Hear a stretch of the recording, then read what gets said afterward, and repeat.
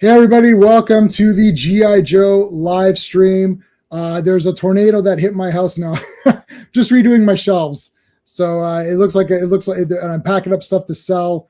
All these things will be filled in. Don't worry. I've been doing. I did. This entire unit is going to be X-Men now. So all those three bottom shelves are X-Men 97.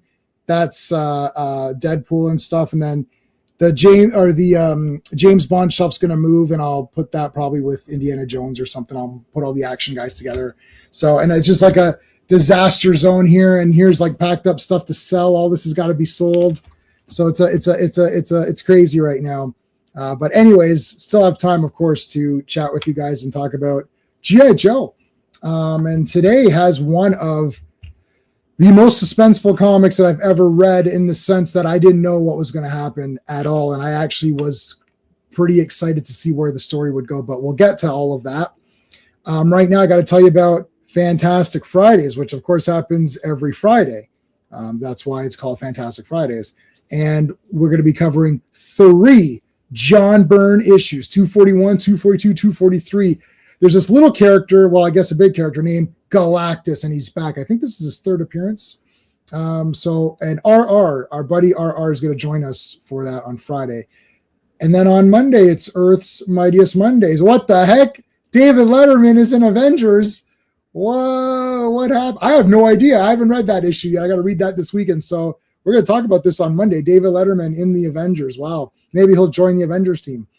Tuesday Night Terrorvision, hosted by Wrestling with Horror, my friend Pete. I will be co-hosting. We're going to be talking about John Carpenter's Vampires, not JCVD. Drop the D.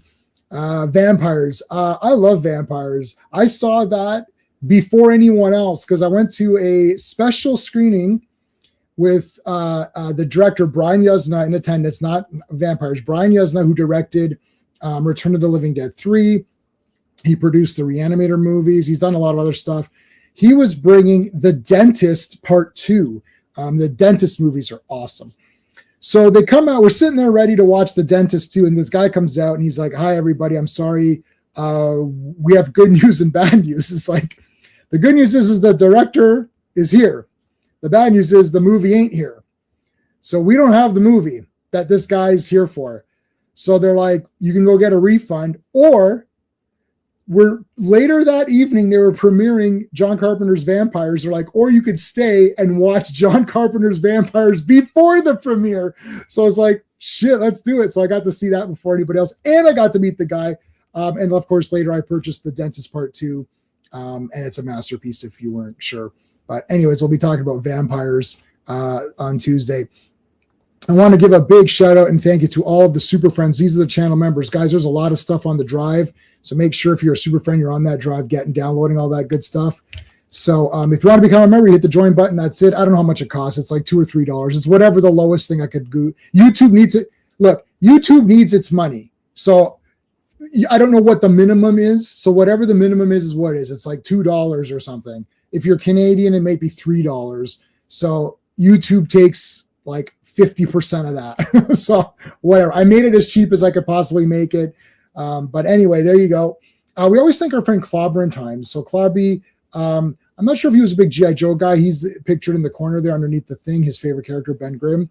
I'm not sure if he's a G.I. Joe guy, but we honor his memory. Some people put a CT in the chat. So if you see that, that's what they're doing. So we always thank him at the beginning of every live stream anyway. Okay, let's bring in our co-hosts here. All right. Oh, what happened there? There we go. Hey, John. Ninjas make everything better. That's all I They do. Mm-hmm. Yep. Ninjas with machine guns make everything better. Ninjas with machine guns is good too, yeah. All right, let's bring in our buddy Steve. You ever play roulette? Always bet on black. What's up? All right, one more. We'll give Mr. Fan. Oh, we'll give him Conan.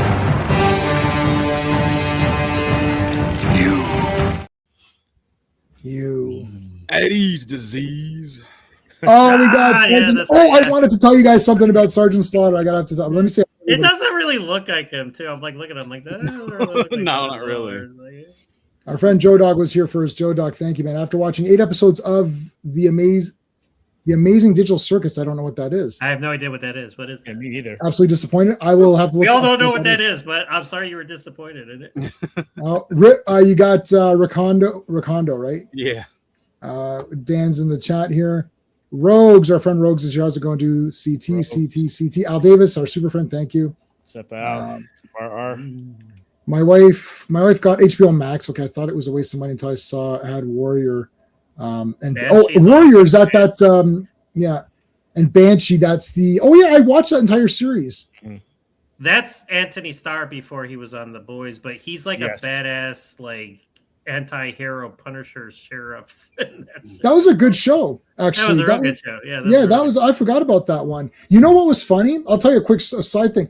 So I'd watched all of Banshee, and then I watched 2 seasons of The Boys, and I was like, this guy, I know who this guy is.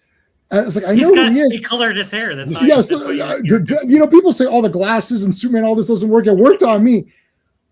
So I go on IMDb. I'm like, hold on. This is how bad it was. This is how absolutely bad it was. So I was like, I watched Banshee and I talked about every episode with my buddy at work who was watching with me when it was on. And we're like, oh man, did you fucking see last night? Right.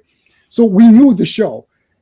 So Boys got 2 seasons of The Boys. It's like, let me check with this guy. It's Homelander Boys. And it's like Anthony Starr. It's like, who's that? So I looked up Wikipedia. Anthony Starr. It says Banshee.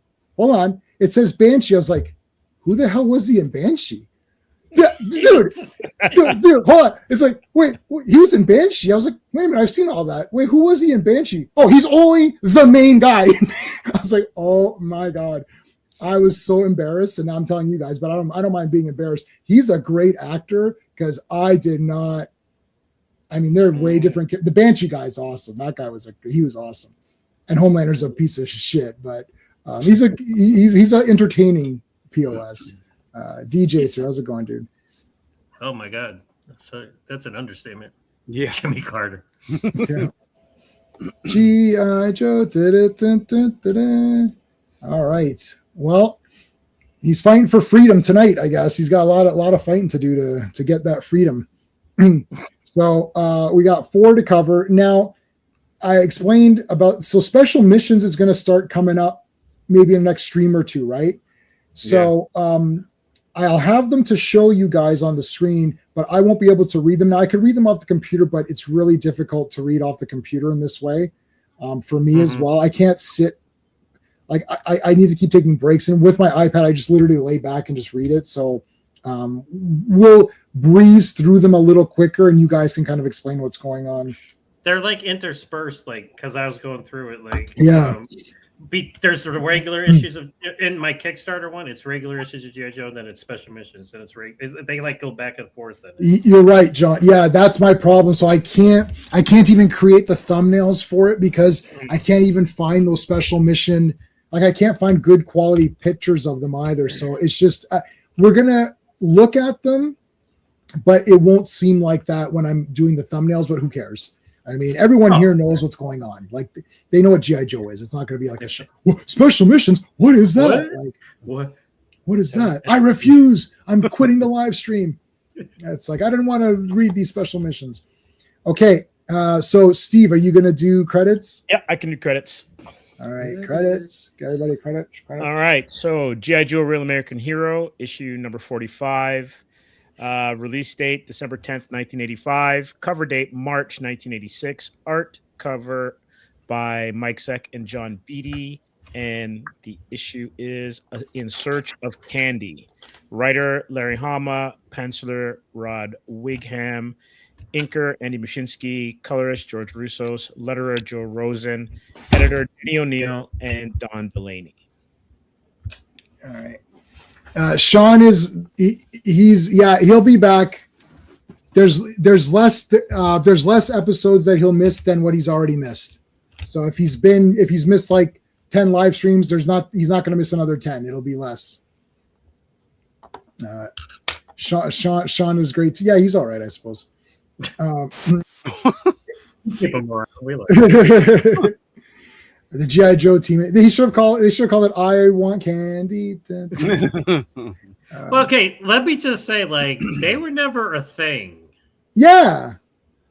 But like he's calling her his girlfriend and shit. And I'm like, wait, what? Like, did I miss something? In 'Cause, Ripcord's mind, there was a relationship there. He somewhere. was all like, he was like, that's kind of stalkerish. If he like, he's like, not only is he like, he's like literally like risking life and limb for this girl who has no way, shape, or form giving him anything to. Yeah, I mean, he's going to use he might use the one wish Willow on her. Oh, no. Don't do that. She's going to poo her pants or whatever. That was not. I found that to be very rude. You know, That and then movie's you got to so clean overrated. I wish I was on that stream with you guys. I would. Oh, but you know what, John? Though we really unpacked a lot. Yeah. Like actually, if Dan was watching, did we not? Most of it, yeah. We really we dug real deep. Like there's actually a lot of layers in that. Like, and it's better when you talk it out with someone and we do it the way we watch the movie and talk it out. And I just right there live unpacked a whole shitload of stuff that was like I never even noticed the first time. Anyway, okay, so Cobra Island, which was like one of the coolest ideas. They really screwed everybody over with taking that over, making it basically like its own nation or whatever, which is awesome. So there's Apple, and there's IBM, and I think it's Appel. Apple, yeah. I'm saying Apple. He's French. I like Apple better. It's Apple and IBM. So Apple, who's Candy. So because it's Candy Apple, I like that better. There you go. So it's Candy's dad, who is the Crimson Guard guy. You're not in the mood for a rom-com? Oh, it's definitely not that. It's not a rom-com. Well, there was some intentionally funny parts. Yeah. So, what are they going to do here? Like, I mean, they're screwed. So I love that this is sort of like, is this the one where the guy says, "Oh, I don't want you to go," but then he knows that Ripcord's going to go anyways? Like, it sort of like manipulates him into going in a weird way. Yeah. Well, he's in the jet, and they're he's already on his way. They're doing a reconnaissance mission, and it's like, Hawk, you didn't know he would try this. Yeah. Excuse me. And they won't leave the general alone. Like he just had General a heart attack. Austin. Yeah. Like it's like, dude, can you just give him a rest? But yeah, he's got like a computer set up next to his bed. I'm like, he's still working. Yeah, oh yeah, he's got the president on the line and everything. Yeah. I'm the president. Hey, thank you for $10, buddy. Question for the panel. The answer is 42. Does an amazing job with he does? Yeah, it's okay. JoJo's huge cast and many storylines. Could he have done the same with the superhero team? Like, yeah. Oh, yes. I think he would have. That would have been really good. Absolutely. Oh yeah. For sure. So yeah, 100%. But looking forward to Friday, man. I just read those issues. So it is G.I. Joe. So we'll give you Lady J or whatever character this is supposed to be. It's Lady J. It's Lady J. It doesn't matter what character. What character you play. It doesn't matter what character you're playing. What else do we have? Haven't had. Oh, hello. Oh, we got to do. We haven't done. You know who else? Well, how about Elvira? We haven't done Elvira in a while. I feel like, yay. and how about a V8 as well? There you go, buddy. Thank you. Always a classic. That's a classic one, yeah. Okay. Is Alpine? Yeah, so Alpine's in this one as well. Quick kick. Yeah. Alpine. And we got Snake Eyes in his B2 outfit now. The only time you'll see Quick fully clothed in the G.I. Joe universe is right. Yeah, he basically. I like the. Yeah, it's either him or Alpine. One makes the call. Me like these guys are not even in uniform. And I'm sorry, like we were like saying how like Duke and Hawk. I'm like Alpine and Stalker can be related as well. At first glance, for sure. Yeah. Yeah. Yeah, that's true. Yeah, that's a tough one to. But I do like that they got Snake Eyes in his V2 outfit now. Yeah, that outfit is awesome. Yeah, they just kind of it was just like, here. Yeah. Try that. Yeah. So he's like, you knew about Ripcord and this thing. He's like, well, I kind of knew. Yeah, but I didn't think apples, you'd really. oranges. I didn't think you'd really do it. Hey Vaughn, how's it going, dude? We actually didn't think he had balls, but he kind of he faked us all out of that. Yeah. Yeah, Alpine. He's like, I don't want to be like Austin. Like, did he even get to have sex with this girl? Like, no. Like, what the fuck is he doing? I don't know. They shared some helium together, but I mean, yeah, it's about it.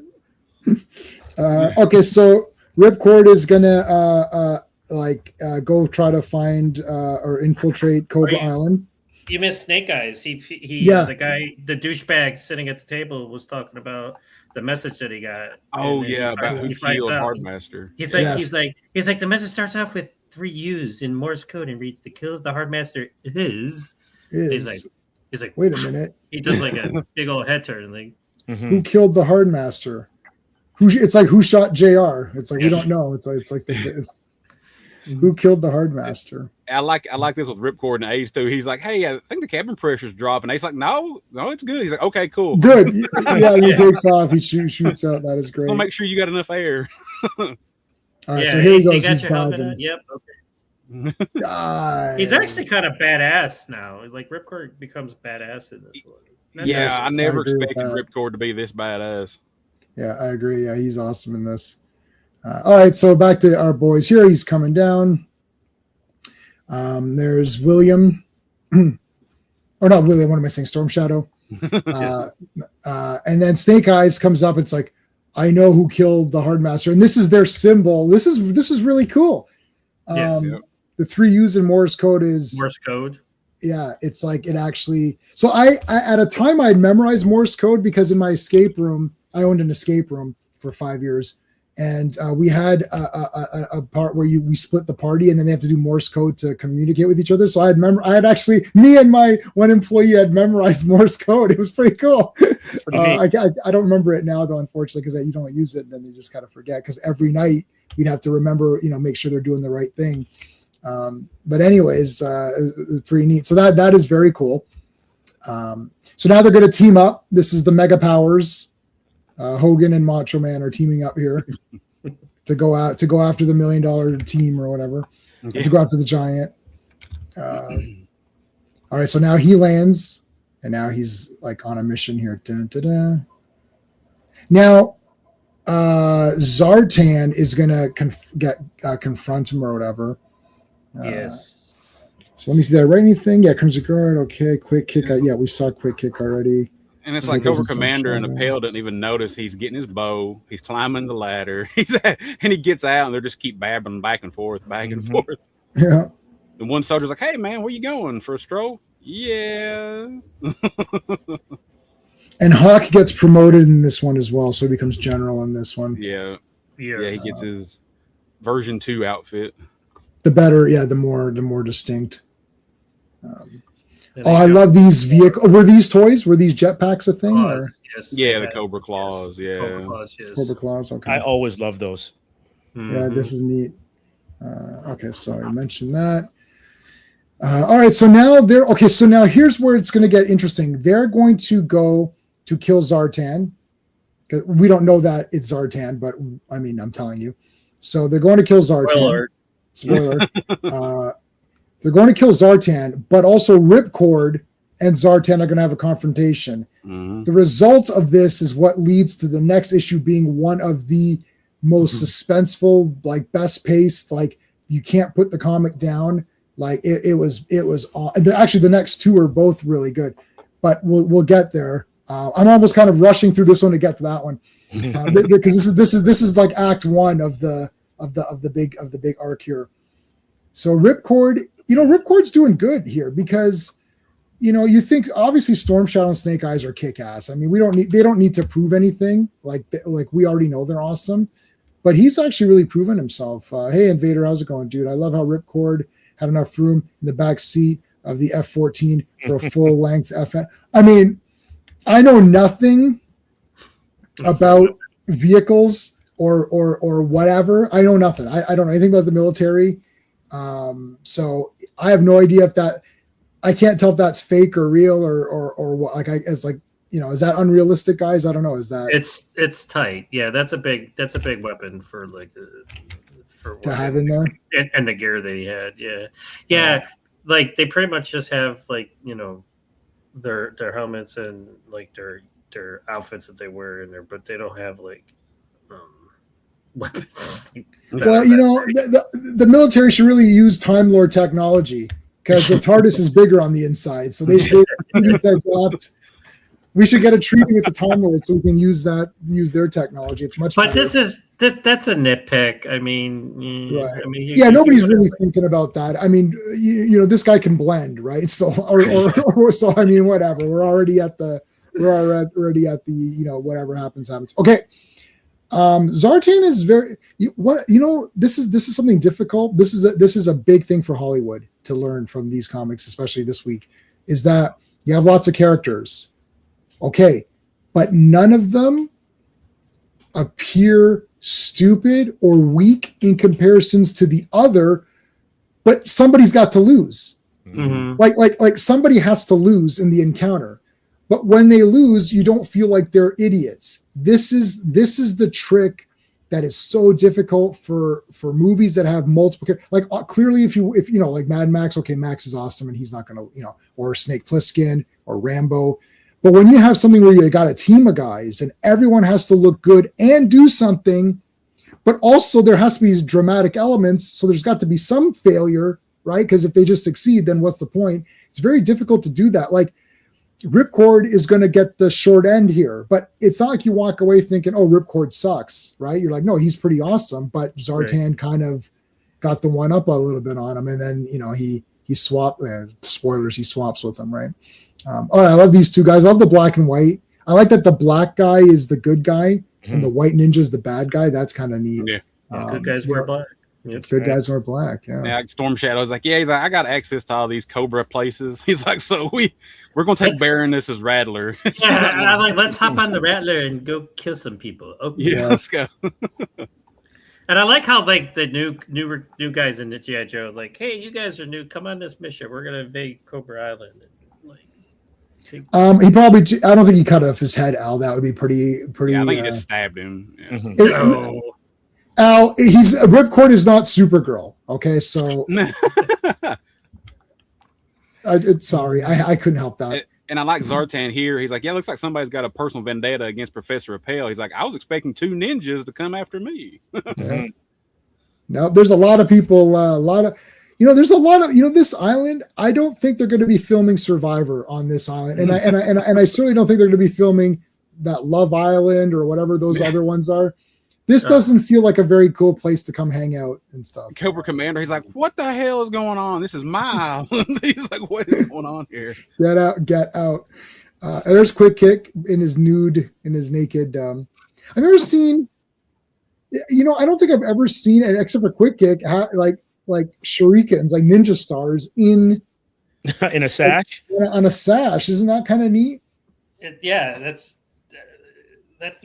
badass. I mean, that's what that is. What was the best is Ninja 3 show Kasugi with the belt buckle ninja star. Yeah.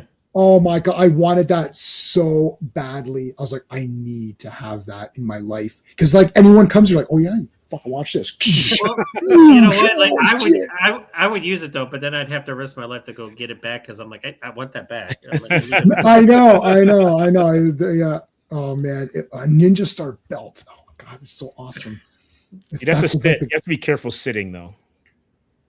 Well, it locks in and then it spins, so I think it's got like a protective thing around it, so you can still sit or whatever. Because he would have to go and then take it out and then throw it. Right. Oh, I'm sure there's contingency plans so you don't stab. Oh, for sure.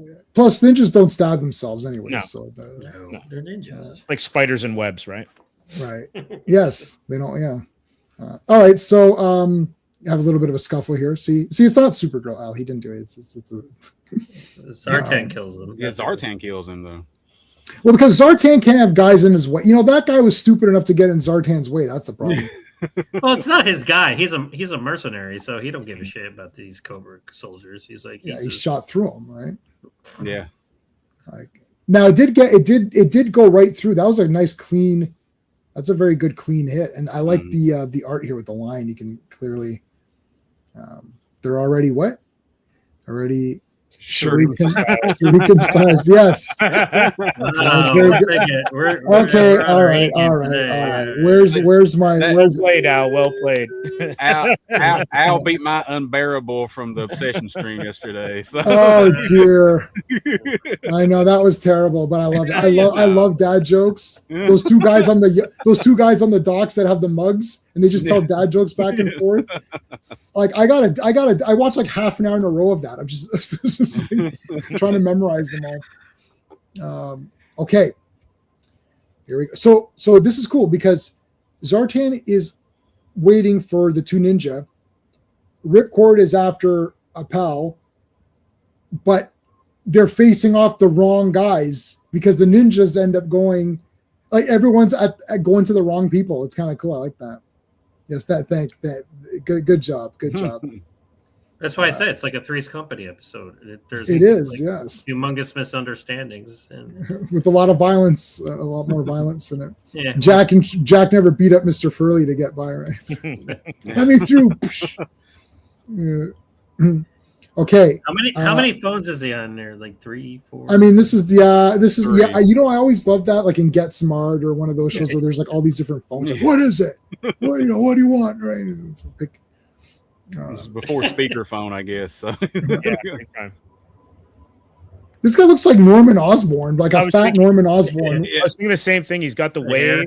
Yeah, That's right, yeah, man. He's got the wave, man. It's the 80s, man. That's how it was. Richard Nixon haircut. We're gonna Hawk. No one can tell the difference between you and Duke, so we're gonna have to upgrade your outfit. So if we're gonna upgrade your outfit, we may as well, up your pay grade. His hairstyle's a little different now. He's let his hair grow out, so now it's not as buzz cut as it was before. Should wear a mustache or something. You're right. Color it brown. All right, there's Now, the Rattler. if they were playing music, this page it would be dun dun dun. Yeah. Yeah. It's like, I like this picture. Oh, I like this. Yeah, split panels are always great in comics. Look at that. All right, here we go. Look at how far away he is. mm-hmm. This is a very cool. This is like a sniper battle or whatever. Enemy at the gates. Or like, where is that guy? And like they're both going at each other. Like, hey, why don't you stick your head out real quick? Yeah, like they're like super far away from each other, so I think they're just kind of like having a conversation without them knowing they're having a conversation, or are they like yelling at each other? No, I think no, John, you're right. No, Zartan hears him because he's right here. He says, "What?" He's like, "And give away my position." He's like, "No." Yeah. No. I think they're saying it out loud because they're showing. Okay. They're showing that they know what the other, like what John was saying, like they know each other's thoughts or whatever. Okay. Yeah. Not really know each other's thoughts, but like he's like, I see what you're doing. Yeah. If you see the go ahead. I just think from the dialogue that they can hear each other.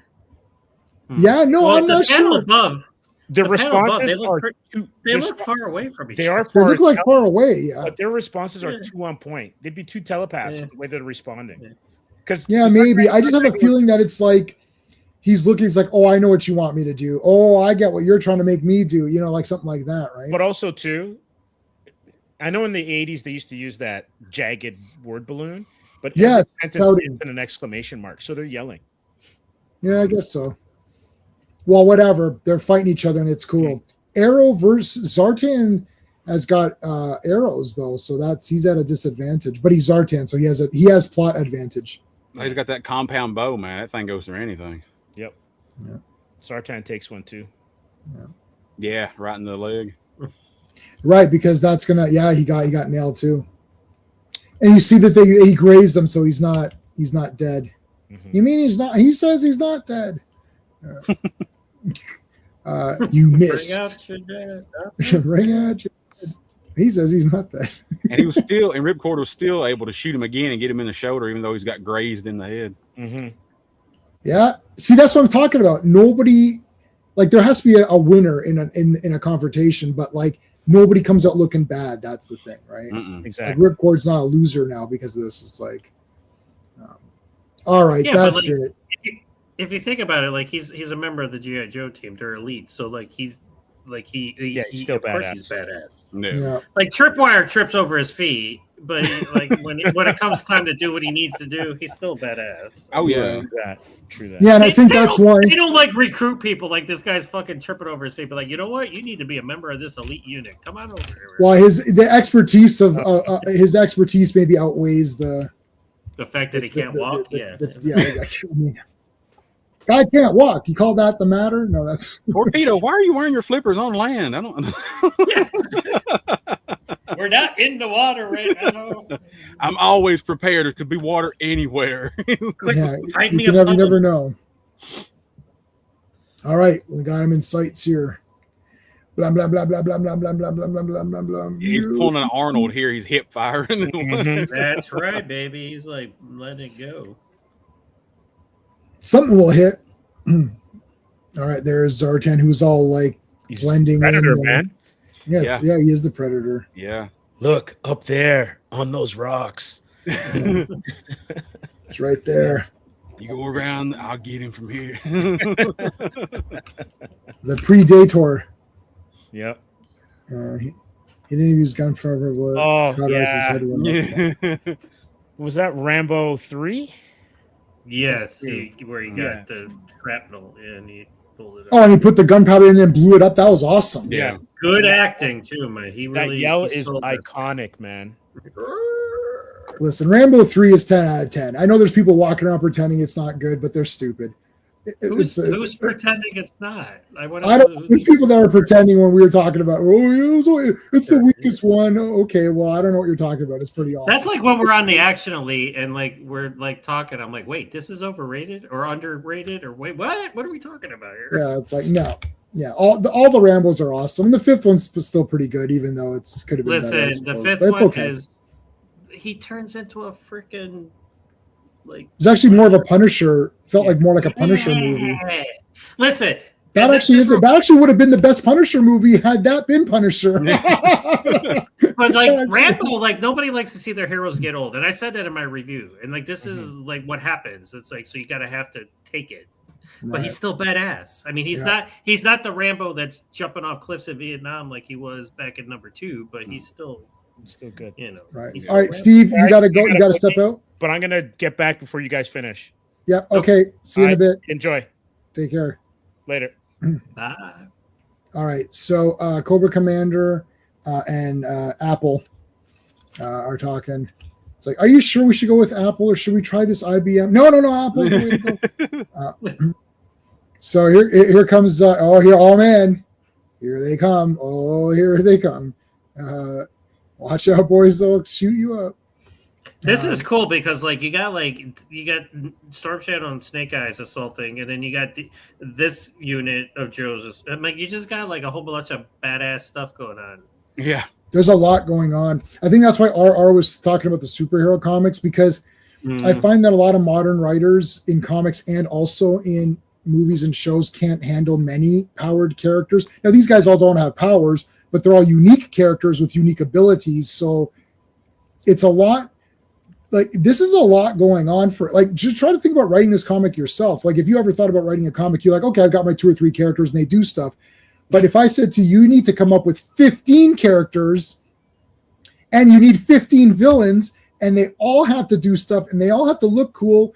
And the person reading this comic needs to physically want to purchase the guy that you're. So like you have like after this comic is done, some kid has to want to buy Alpine. That right or Ripcord or whoever you're selling in these comics. So this is difficult. Like this is when people say, "Oh, it's made to sell toys," but it's difficult to sell toys because my niece and nephew they either want the toy or don't care. There's no middle ground. Kids are like, "Oh, I want that," right? Or they're like, "Do you want this, Anna?" Like they either don't care or they want it. So it's hard, man. This is not easy to do, and for it to be this good, no excuse for it to be this good. Like this is crazy. I actually have a classified Alpine over here somewhere. He's back there somewhere. Classified who? Quick Kick? Alpine. Oh, Alpine. Yeah. Oh, yes, you have an Alpine. I got Night Force Quick Kick though. Yes. Yeah. Oh, that's cool. I had Quick Kick as a kid. I remember thinking he was pretty neat. He's like the only barefoot martial G.I. arts Joe there guys. is. I always wanted to ask him, like, because in the cartoon, like, he's running around in the snow. I'm like, are you cool? Yeah, yeah, he's fine.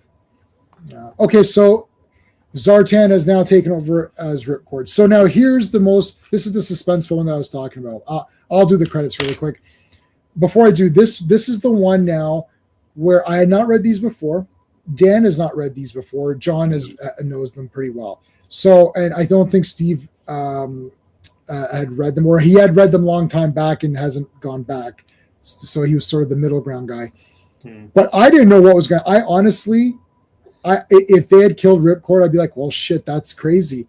I did not know. I really did not know, with all my comic book experience and movie experience, and I know how superheroes work, and I've seen a few movies, I've read a few comics, I know how these things work. I really and truly did not know what was going to happen. I was like, oh fuck, if they kill Ripcord, what the hell?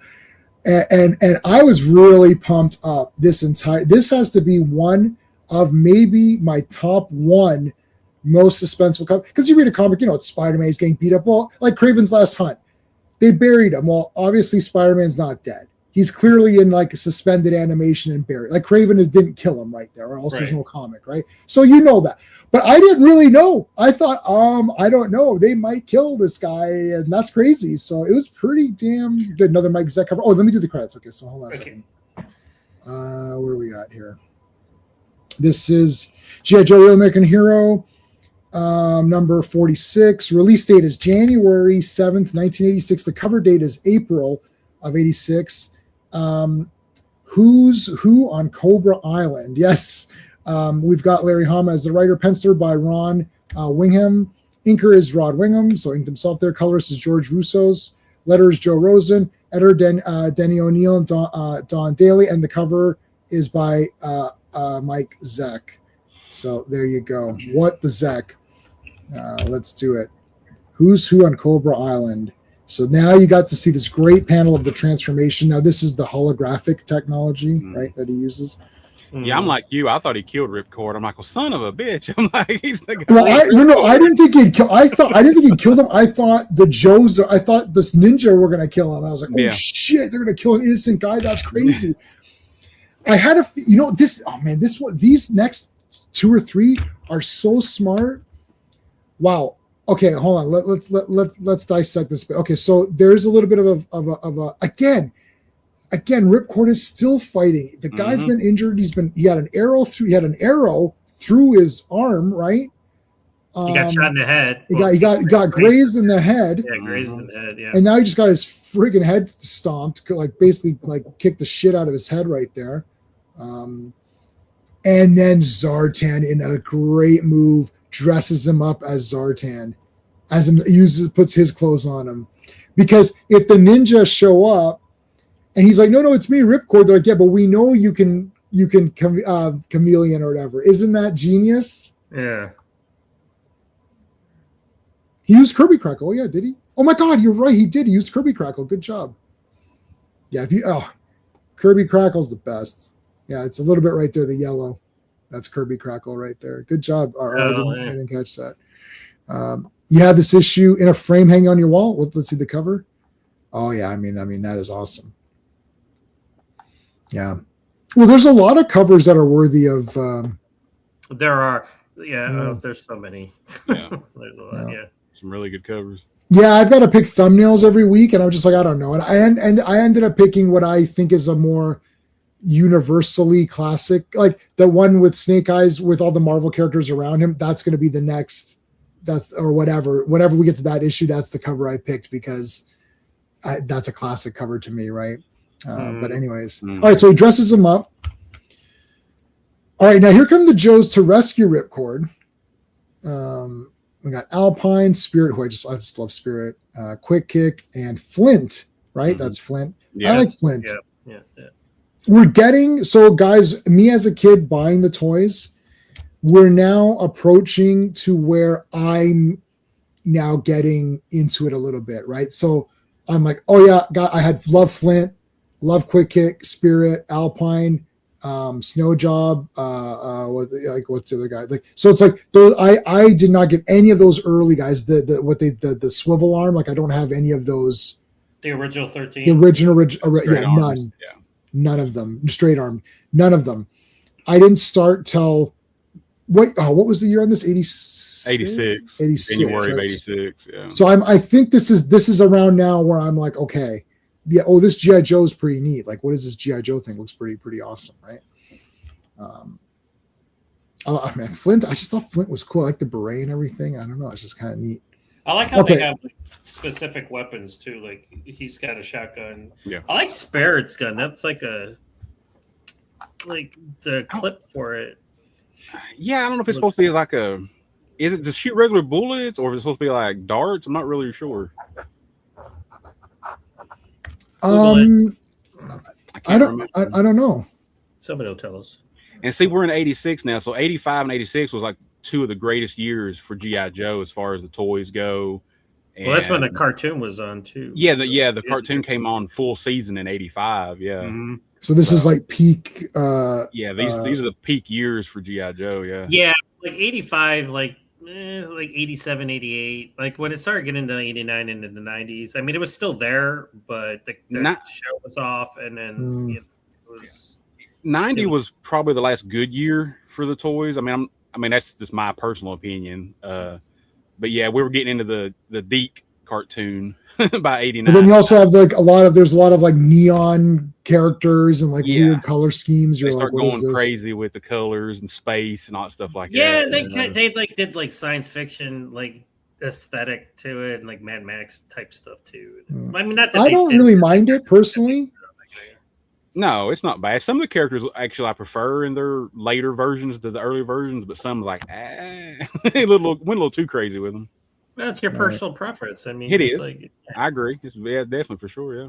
Yeah, I know a lot of guys who are like, as soon as it starts going away from the military aspect, like having the fatigues and stuff. Some guys can look unique, but once you start leaving that, it's sort of like, well, this is now going into what you're saying, guys, like John, what you're saying, sci-fi. Yeah. And they're sort of I mean, I like sci-fi, so to me it looks cool. Like I didn't think it was bad or whatever as a kid, but I'm even in 86 we get a character named Sci-Fi and he looks and he's and I mean that that could be a deal breaker for some people. Like, what is this guy? Like, what is this nonsense? All right, let's take a look at how great Storm Shadow is and like beating up this poor guy at a clipboard. Like the guy's taking he's taking a lunch order. He's just doing his job. Like he's taking inventory. He's like, okay, 3 bullets. At least this guy that Snake Eyes takes out, it has a gun. I mean, Storm Shadow went for the easy pickings, you bastard. And I like to show, I guess, their quickness. It shows them in shadow a lot of the times when they're like that. Yeah. Yeah, it's not sequential. It's just all like shots. Like they've taken them. It's like bang, bang, bang. Yeah. Like if this was a movie, it would have been like. Psh, psh, psh. Yeah. It's like each guy just nails one. I like that because we had silent interlude back in issue 21, which was Snake Eyes coming out party. I always say, but like this is like because then after that he was there and he was doing cool shit, but then he was still kind of like. I don't know, kind of like in the background. So like this is where like he like in these issues like he kind of like continued that badassery that was in Silent Inter. And now like he's the Ninja Commando now. He's not just he's everything. He's got his sword, he's got Uzis, he's got the visor. This is Go ahead. Yeah. No, I was going to say this is the best Snake Eyes right here. This is like. I mean, I listen. I'm such a fan. I love all the iterations. Like I got I got so many iterations. I know I like them all because it's a cool design. But this one is probably like I got to get Desert Snake Eyes though. I didn't get Desert Snake Eyes. Hey, did you get that tiger one or whatever we were talking about? No, I just can't, dude. It's this big and it's $25. I'm like, no. I'm like, if I was. No. Yeah, because you don't have any 3 3/4 inch, do you? You just have the classifieds. I did when I was a kid. But don't anymore. Start a new collection. Well, like here's the thing. Like I'm trying to find. Like I'm working on the classifieds when I can, and yeah, you can cherry pick them. I love I love the original smaller ones, but I'm going for the bigger ones. I like the bigger ones. Yeah, I'm doing for Transformers. I'm doing. You guys know I'm doing like some vintage. If they're basically, I'm taking the movie characters, so like Cup, Springer. Like for vintage, I'm doing those, and then for Transformers, I'm doing the new ones too because the new ones are still cool. I can't buy all the vintage; it's too expensive. So I'm just picking. I'm cherry picking a couple of guys that I like. I go on eBay and I look for the Snake Eye Storm Shadow, and there's actually one. I found one, and I put it in my cart. Watch later or whatever. Yeah, because it's a file card, but it's a Snake Eyes. It's the 3.5. But it's got all the accessories and stuff like that. I'm like, I'll do it. I'll pull the trigger. Do it. Okay, so this is the Firebat. Firebat, yeah. And it doesn't require a pilot, so that's one. No, it's just super awesome in its own right. It's just, you can have somebody in there or not. Who cares? All right, so they're like talking about. There's a joke about Cobra condos or something that I can't remember which I thought was funny. All right, there's Tomax and Zaymot, and it's like they're I can't remember if he's like saying, that they're on their, like he knows they're there or something. I can't remember exactly what's going, because he didn't want to tell that Candy's missing, right? He didn't want to tell him. Yes, he's keeping it from him because he wants him to do his job. Yeah, so he's like Dr. Apple or whatever his name is. Apple is. So it's like back when Baroness, like if he was keeping her from desert, he was like, no, don't say anything. He's like, I need him. Yeah, because he keeps asking Cobra Commander, he's like, hey, when can I bring Candy here? He's like, well, we're not equipped for visitors right now. So we gave her the plane ticket, but she lost it. Yeah. And I love how he says this. He's like, get those dolts back in spring. He's like, he doesn't even show respect to the, those fucking assholes that are working for me in Springfield. Get those guys to mount. Yeah, what a dick. Find out what the hell happened to Buzzer. Where the hell did he go? I like Alpine. I feel like he has a lot of accessories. This is them showing like this is what Alpine does. He goes up because like they would not expect him. It's like Chuck Norris in Delta Force 2. He climbs the side of the mountain and nobody would expect him to come up on. It's like Recondo in that previous issue that we read. Yeah, he's doing what they don't expect them to do. Yeah. And Recondo and Alpine, he came with a lot of accessories. Yeah, I like stuff like that. Like the original one, I know. Like that's the thing too. Like they started to come with the original guys. Like they had their gun and like maybe something else. Like maybe a helmet, maybe. Yes, but then they're like, here, Snake Eyes, give him the dog, okay, or the wolf, okay, all right, that's cool too, A 10 hut. Oh, he's got his new outfit on. He's looking strapped. There you go. It's the Iron Sheik. Who's out there? Look at that. Now we're back. Oh man, well, how awesome is that? Right. Takes out both of them. Anybody doing that kick, you see it in movies, and you're like, it always looks cool. Here's the thing: like anybody with an Uzi is badass, but when you have an Uzi with a sound suppressor on it, that is even more badass. Yeah, that is cool. Yeah. I was like, I got a sound suppressor on mine because I like to hear my bodies fall. It's like, I don't want to... This is like a Scott Adkins kick or something. Right? It's like one of these. And he's kicking two at the same time. He's taking out. He's a double whammy. Double hit. I like how they have to put in like just to know that they're getting hit. Yeah, they're both getting hit. Yeah. Hey, thwipped them. That's Spidey. Yeah. All clear. This guy, and it's again, Storm Shadow's taking out the less dangerous guys. This guy's just in the control center, and he's like shoots him with an arrow. He's like, I just had a headset on. That's all I had. I'm like a headset guy. What are you attacking me for? And I like Snake. I gives him the thumbs up to let him know it's clear. He's dead. Come on up. Yeah, you got him. All right, so now they find Zartan, who is really Ripcord. Zartan. They're like, oh no, Zartan's injured. But I was like, did he take the dog tags off of him? Like, because he was wearing the dog tags, like when he's still. I think he swapped him out. Yeah, I think Zartan took everything off of him. Did he take him? Okay. Yeah, I think he did. We'll see in the next because they're gonna swap him up. Get him to the emergency room or whatever, ER or whatever. All right. There's our other Joe team. I always like binocular vision. I don't know who's the first to come up with that concept, but that's always neat. Well, I love how they're like, it's like in First Blood Part 2. He's like photographs. You want me to take photographs? Yeah, there's literally no one who saw that movie who thought that's all he was gonna do. Like someone's like, wait a minute, I thought he was only supposed to take photographs. Can you shut up? Truman's like, well, you sent the most dangerous man in the world into the most dangerous place in the world to find men that are lost, and you just told them to take photographs. I love it. No, Rambo 2 is great. I mean, come on. That's not only does he not take photographs, he commandeers a Huey and blows the shit out of everything. Yeah.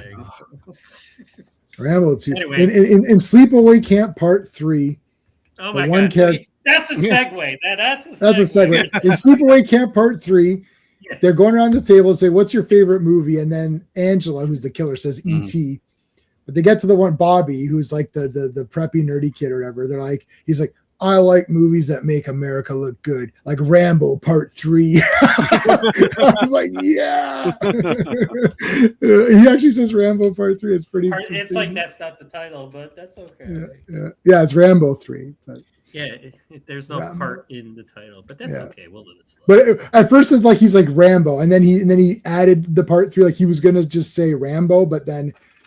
It's like Rambo became the brand name, even though it was First Blood, and then it transitioned, and then they just kept Rambo because that was clearly the name. Rocky's the only one that sort of kept the actual thing going. Well, that's the thing. Then the fourth one was Rambo, but then his director's cut was John Rambo, and then the fifth one was Rambo Last Blood. And now this prequel is John Rambo. I'm like.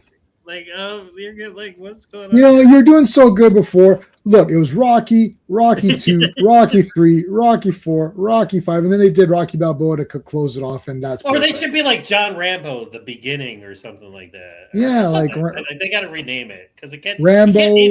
You can't name it John Rambo because he named his director's cut John Rambo.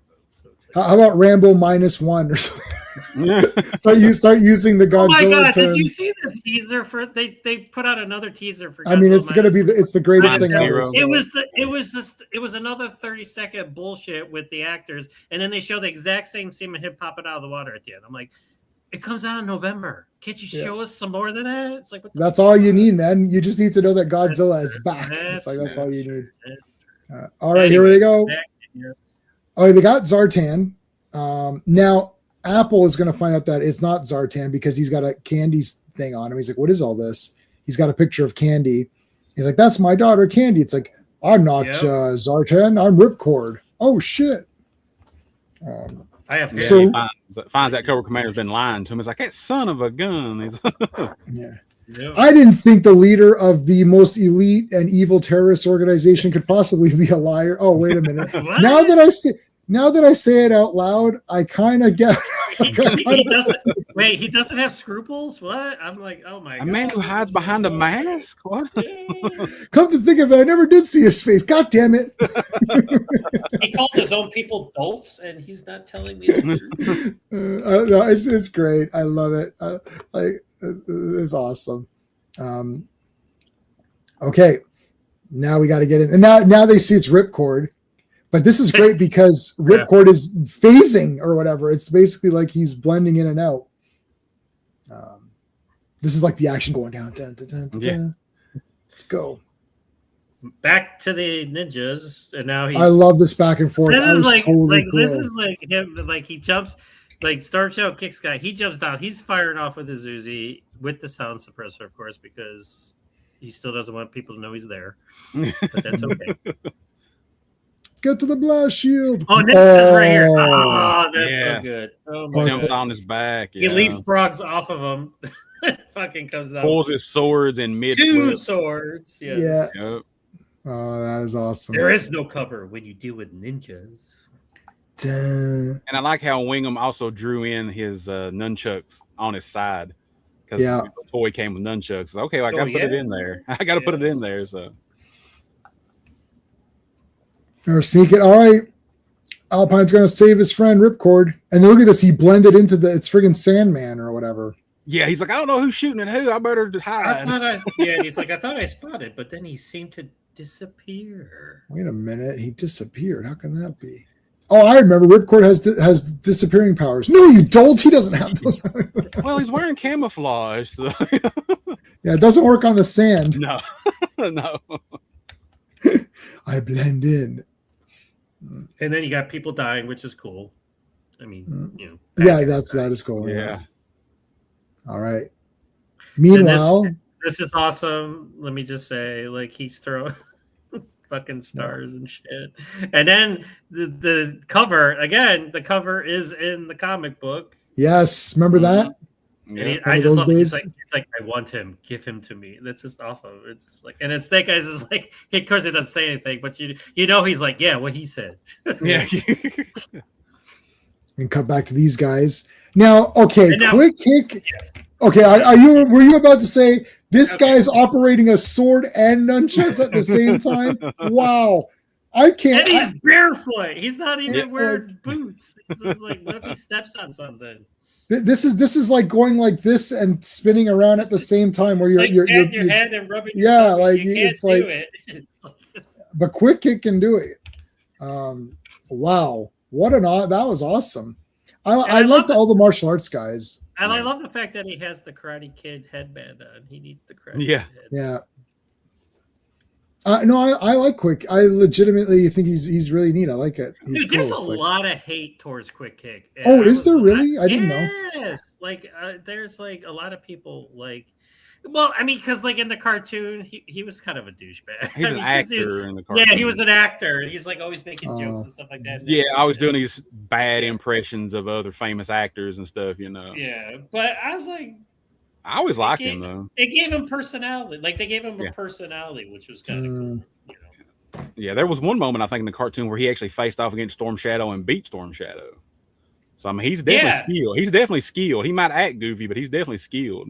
Was that the Excalibur episode? Which one? I think it might have been, or it might have been Pyramid of Darkness. I don't remember now. How's it going, Raj? Thanks for coming on, buddy. Good evening, J-Man and friends. Yes, Stephen, thank you again for the stream yesterday. You're welcome. And for the Obsession Armory, you're welcome. And for all the Star Wars comics you uploaded. Okay, you are a boss. Thank you. Well, yep, I gave you, that's every Star Wars comic and all the newspaper strips. Don't increase his ego, man. It's probably, you probably can't do that. I don't think that can happen. My ego will increase zero. All right, so they got Ripcord. They saved him. But wait a minute, that's not Ripcord. This is awesome. They're just shooting the crap out of these, but the ninjas still get through. They're just hanging out there, but like they're shooting. Hey, Storm, they're shooting at us. Please. Storm Shadow sticks his head around. He's like, "Yo, hey,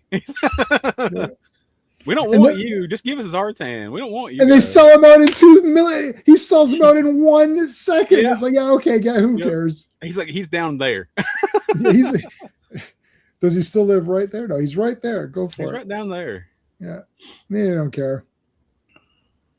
What I think would have been cool, and maybe they're saving it for later, is to have the twins fight against Snake Eyes or whatever. Because like I said, in the cartoon, they're supposed to be martial arts and acrobatic and everything. So it'd be cool to have seen that happen. Oh, I don't know. But they might save that. Maybe we'll get more out of it maybe as the comic goes. I don't know. I hope so. All right. Now this is getting suspenseful because now they know where Zartan is. Zartan is not Zartan. Apple knows that it's not him. He's trying to help him because he was lied to by Cobra Commander. He puts now this Firebat does not require a pilot, but it can take a pilot if needed. So that's important because he puts him in. He's putting him in like a little baby Clark. Yep. Now you're going to be going to a place called Earth. It's gonna be the yellow sun will give you massive powers. Yeah. And when I want you to get there, I want you to kick the shit out of everybody. Oh, awesome, Dad. Thanks. Yeah. And I want you to make a harem. I want you to. Yeah. Oh yeah. We want you to impregnate as many women as possible. Oh, like, dear. what? Wait, what? But I like this here. I like this here because Ripcord's like, well, man, I'll just tell them it's me. And Appel's like, they won't believe you. They'll think you're Zartan, that you'll change your appearance. You need to leave. They'll kill you if you don't. That was a good call. Yeah. Appel's like, I think the ninja are too heated. I think they're too heated. They just had a massive battle getting here. they're two in the zone. I think I don't know. Maybe Snake Eyes. Oh, they're Yeah, Could have Storm Shadow fought it. would cut him down. Storm Shadow would have cut him down Yeah. immediately. And Ripcord, as cool as he is, and as badass as he was previous, he's not going to be able to win against Storm Shadow. So it's just this was the right move. Now this is like I don't know why this visual comes to my head, but this like right here is like the beginning of Star Wars episode. Yes. Yeah. When the rebellion's waiting, and then for Vader. Although the door doesn't fizzle and blow up, and then the stormtroopers they come through the ceiling, but it's still the same thing. And they just beat the shit out of everybody. There goes Apple. Yeah. Is he dead? He's not intricate pretty much after this. Yeah. So maybe he is dead. I remember, I don't know if you remember this, John. I remember with the Snake Eyes, the version 2 toy, a lot of people even today still complain about it because they're like, well, his sword's not a ninja sword. It's a weird looking sword. I'm like, it's got it's close enough. It's close like enough. an Arabian Night looking sword. Yeah, it's almost like an Arabian that's kind of thing. That's the one the Tiger Force sword had. And I was just okay. I was like, oh, it's not like a katana sword. One of the No, it's not like a katana. Yeah, it's not like a ninja do or like a. He didn't get it really. He didn't really get a true katana until his version 4 toy. Even the version 3 that I have, he's got more like a kind of like a middle-aged looking, like a scimitar or something, or medieval. Yeah, it's like medieval kind of sword. like something you see in Conan. Yeah, almost like Conan. Yeah, it takes until his version 4 to give him katanas.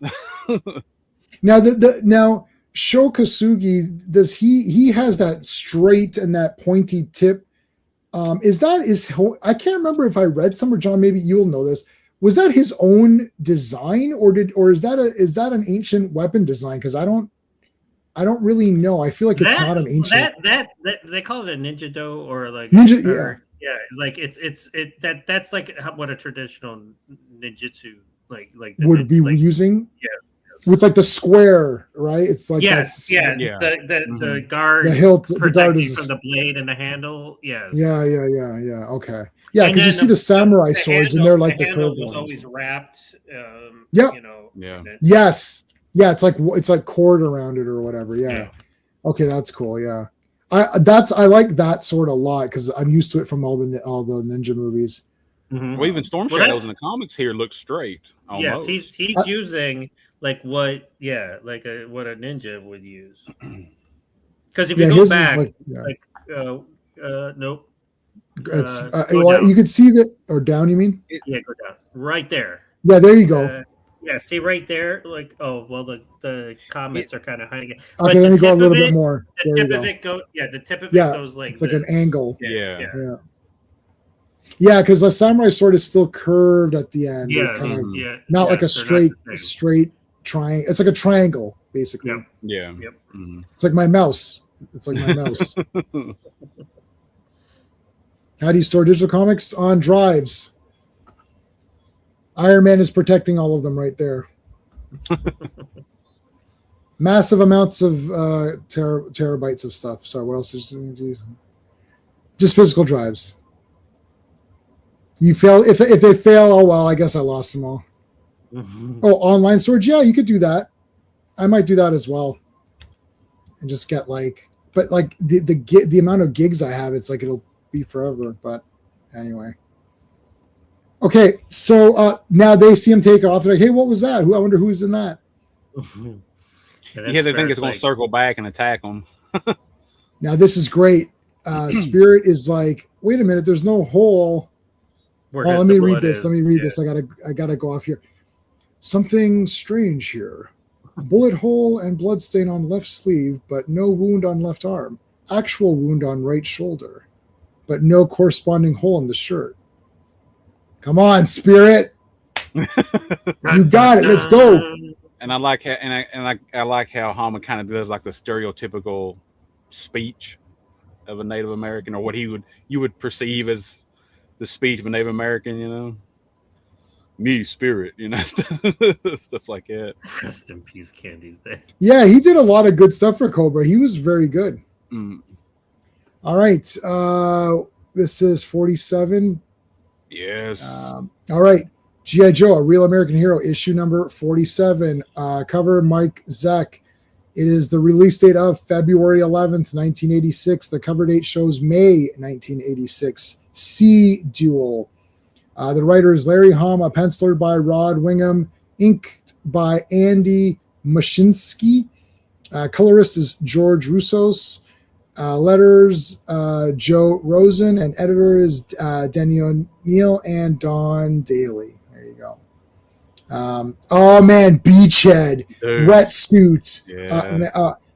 Now where I love Beachhead. He's basically like a camo ninja. I always loved Beachhead. Did you see his Silent Mission issue? No. Oh yes. It's like Rambo. The newer one, right, John? Yes, I saw it. The other universe, or no, yes. the Larry Hama. Hero. It's the Real American Hero. Sorry. Yeah. No, I saw it. He's Rambo in that. It's essentially him being Rambo. It's awesome. That was awesome. Yeah, he just got so underused. I mean, the cartoon they underused a lot of him. I'm hoping he gets used more in the comic. I hope. Well, they did some in the cartoon, dude. It's me. It's Duke, then me, then Stalker, then you. I'm like, oh, sorry. Yeah, they made him more of like a drill sergeant in the cartoon. Really. Yeah, because then he had the new recruits and like I love G.I. Joe, but Big Love was such a massive disaster. I'm like, why are you making this guy a basketball player? And he's like, Chuckles was awesome. Chuckles, yeah. I hope he's in the comic. I like they did Chuckles wrong though. Eventually, though, unfortunately. Oh, did it? Oh, yeah. Oh, I'm sorry. Looks like what's his name?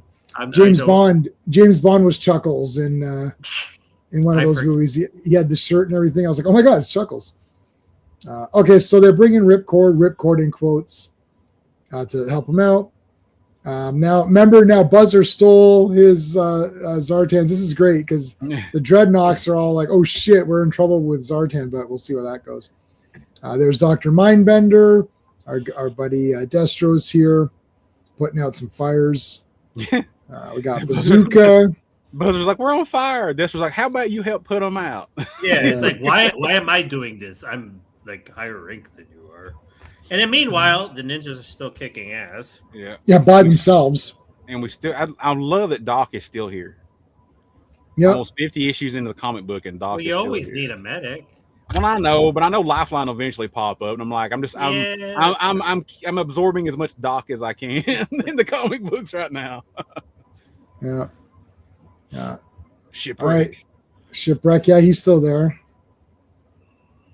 Look at this. It's like they're just fighting everybody on their own. Yeah.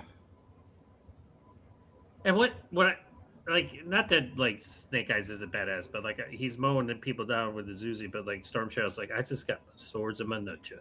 Yeah. He's like swords and nunchucks, yeah.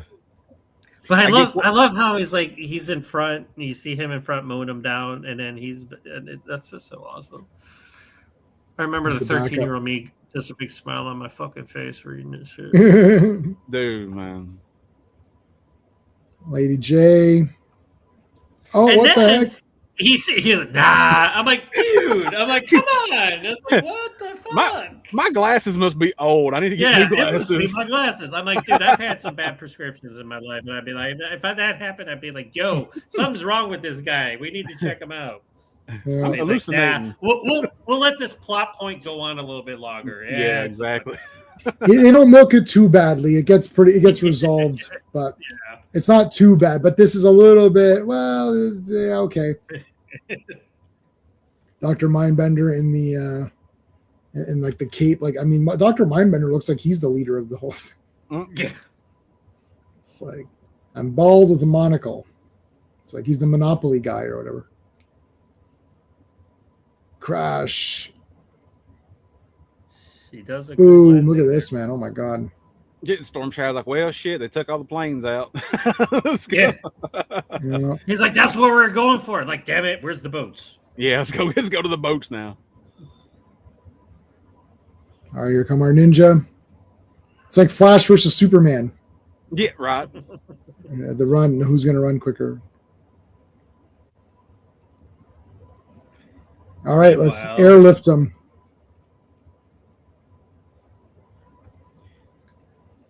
one of the best Cobra psyops plans in the cartoon was when they hacked the Joe's computer and got shipwrecked and two other guys promoted to colonel, which really messed up the Joe operations. Yeah, that's cool. Because they were like, "Hey, I'm in command." No, I'm in command.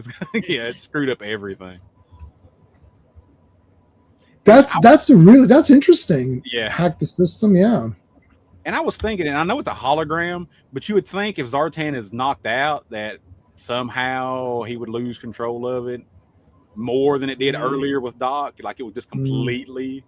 And like if you're touching the guy, can you not tell it's not the guy? Like, well, I think that's why he took Ripcord's clothes, because he knew that might happen. Yeah. Okay. Yeah. So really, technically, it would just be his face that would be the difference on him. Like, right. Okay. Pivot. No. Don't drop it. Don't drop it. You're leaning too far. Cobra Commander is back into his metal faceplate or whatever. Oh man, they killed that poor guy. Dude, had a long shift. He was just about to go home. I was going to retire tomorrow. Cobra Commander, it's been great serving you these 60 years, but it's time for me to hang it up. God damn it! the Cobra retirement plan. My wife was about to give birth. Oh no! I've got 5 kids to feed. Screw you! Now here we go again. Like we go back there. It's like Beachhead, Wetsuit. You guys are the newest shows, but you're qualified. Let's go. Yeah. How many? There's a lot of new. Somebody's gonna turn around and say, "Well, it's like how many new guys have appeared recently?" Like this is just like within like a few hours. It feels like more guys are showing up. Well, that's just in its prime, so they're cranking out them toys, man. They're like, all right, here's another one. We need another one. Get another one in here. Get a water guy. We already have a water guy. Get another water guy. The ocean's big. We got 2 water guys already. I'll make it 3. I mean, the ocean's big, isn't it? Yeah. Deep Six is like, son of a gun. Technically, the world is covered in more water, so there should be more ocean guys. There should be more water. Yeah. Like, where's the Navy SEALs? Like, never have too many water Joes. All right, vroom. Here we go. I mean, like he looks like I can't get enough of my buddy Mindbender, man. Like this guy's just like with the cape and everything. This is great. Like, look, it's like Batman or something. Dr. Brainbender. Yeah. It's like he had different names or whatever. Cobra Commander. you do a good voice. Mindbender. Yeah, Major Blood. What happened to that guy? He's been gone so long. He's private blood now. Yeah, I like it. Cobra Commander is like, he's like poetry. He's like, that idiot thinks that Proust rhymes with Faust. I love it. Wasn't that funny? Very cutting remarks here by the commander. It's like, too droll. How droll, Cobra Commander. How droll. Classic Comics, our good buddy here. How's it going? Someone should do a riff on Spider-Man meme where Hawk, Flint, and Duke are all pointing at each other. Yeah. I'm surprised someone must have done that. You, me, you, it's you, hey, you. All right. Oh yeah, Televiper. Yeah, he's only a Viper on TV. What about Radio Viper and like Internet Viper and Instagram Viper and Twitter Viper or X Viper? This is the 80s, man. There was none of that back then. There's none of that. Right? Televiper did all of that. He was one Viper. Guys, there's a lot more media coming out now. I can't. You can't ask me. I'm already I can't do radio now, and I can't do this other stuff. It's too much. You need to hire more Vipers. Like, listen, tell a Viper you're doing it all. You're doing all the communications. Well, it's like, what about a Facebook Viper? No, can't. No, you can't have a Facebook Viper. Tinder Viper. Tinder. All he does is swipe right. I don't get it. That's all he does. It's like, you're supposed to be finding recruits. I don't like the look of this girl. Next. No. No. And there's like a girl with like a cobra tattoo. It's like, yes, get her. Yeah, we'll get her. Meanwhile, at the hydrofoil base, ninjas are still being awesome. I mean, these guys they're not tired at all. This is like body count. These past several panels, I don't think Storm Shadow has had one hand free. He's got something in both hands every time. How can he use a bow and arrow with a sword in his other hand? Like? He's just smacking the hell out of him with a bow now. Well, I'm not using a bow and arrow right now, but he's not going to drop it. He's like, I need this. Yeah. He's like, what? I like the gun here with Snake Eyes. That's cool. Okay, yeah, and Storm Shadow, he's got basically, I guess you'd call that a longbow, right? Mm-hmm. Yeah, pretty much, and it goes right through that metal shield, so it's got to have as much power as Zartan's compound bow. Well, it's got those special tips on it. That's right. It's not the explosive ones like Rambo. I forgot. Yeah, it's got those special tips on it. Yeah. But what's cooler than ninjas? Well, it's ninjas on a hydrofoil. Yeah. I prefer these. Is this a composite bow or whatever? Like I prefer these bows to the other ones. It's like I was gonna do archery for a while there. I was like gonna book some courses and stuff because I like archery and I was learning all the techniques. Well, the compound bows are like the more high tech bows. Like, I don't like them as much because I don't know. I watch a lot of archery on TV on YouTube. Like I watch the archery channel on YouTube. It's pretty awesome.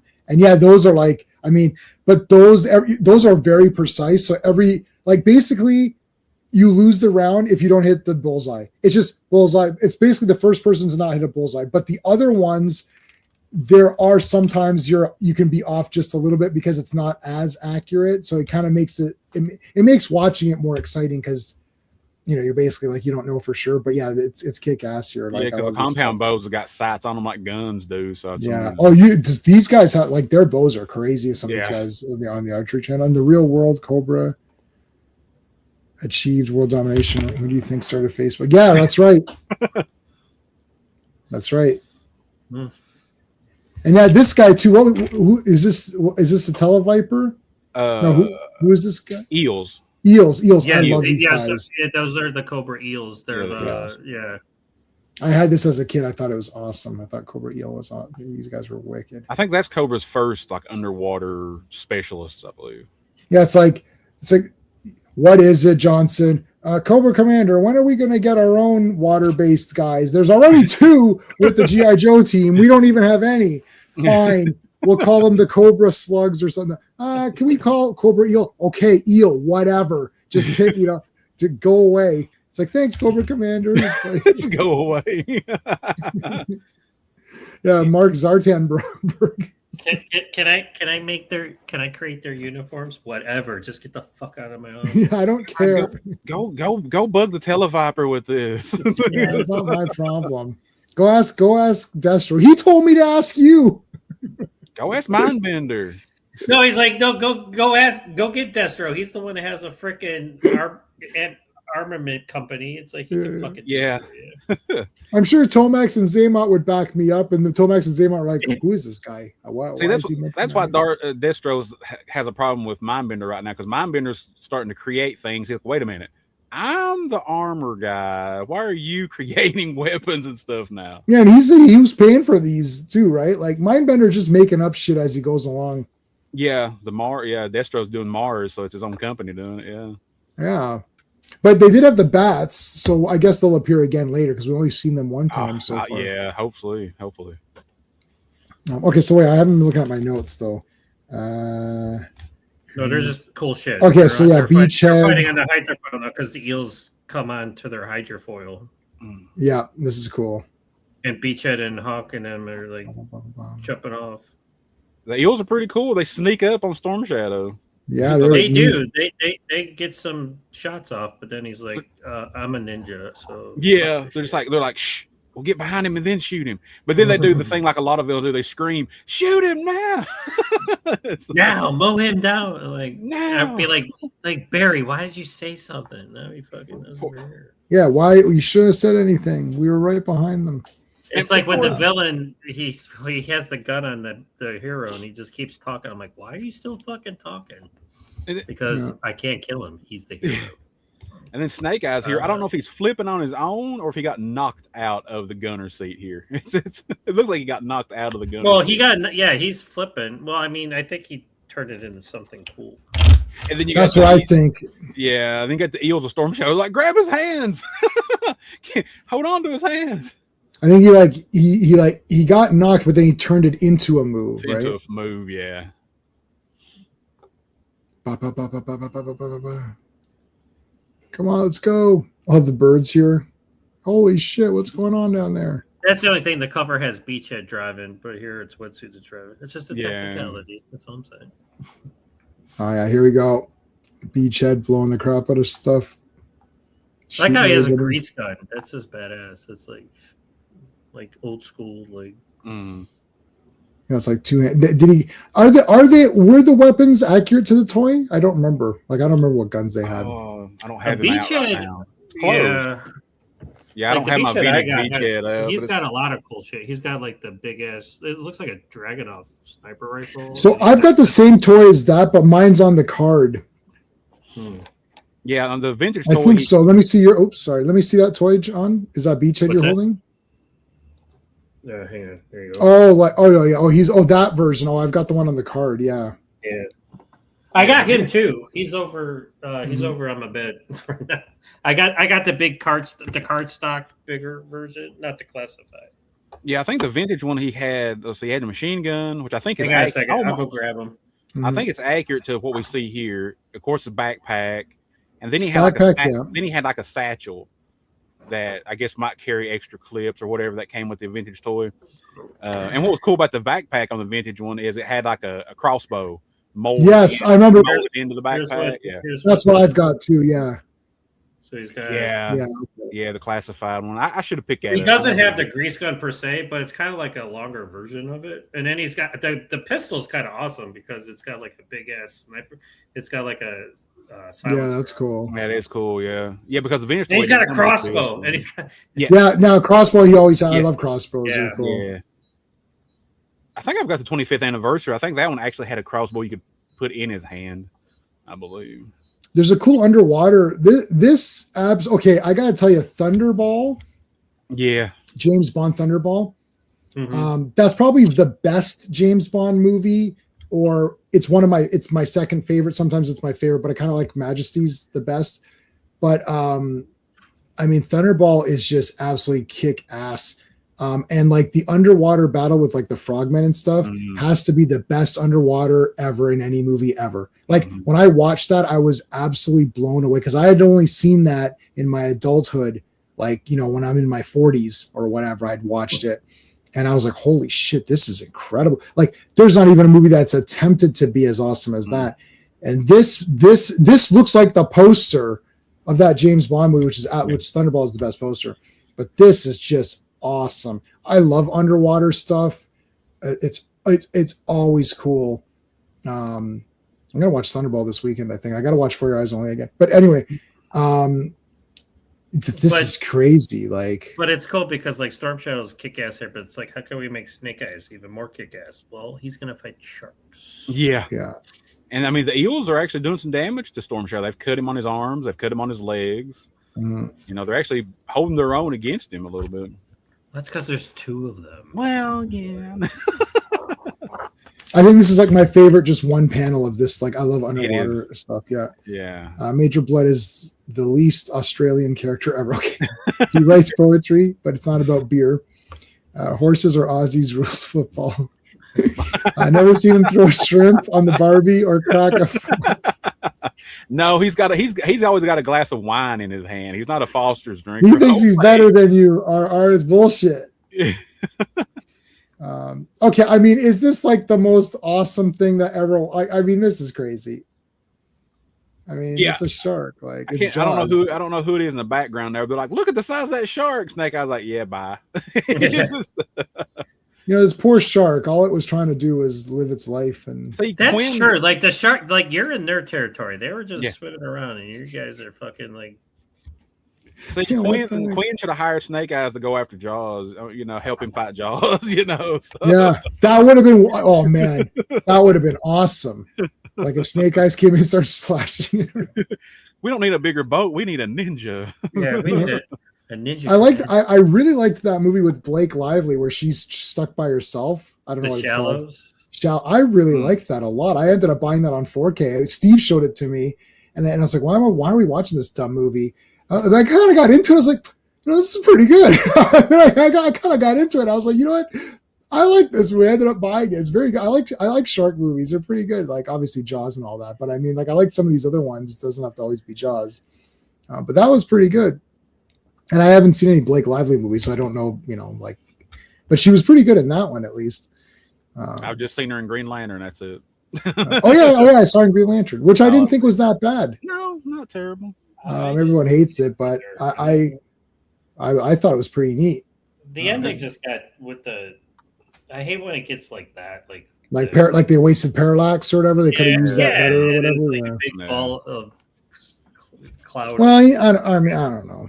I didn't read very many Green Lantern comics, so it kind of did enough for me. But I can understand if fans were like, So my biggest read was the '90s with Kyle Rayner.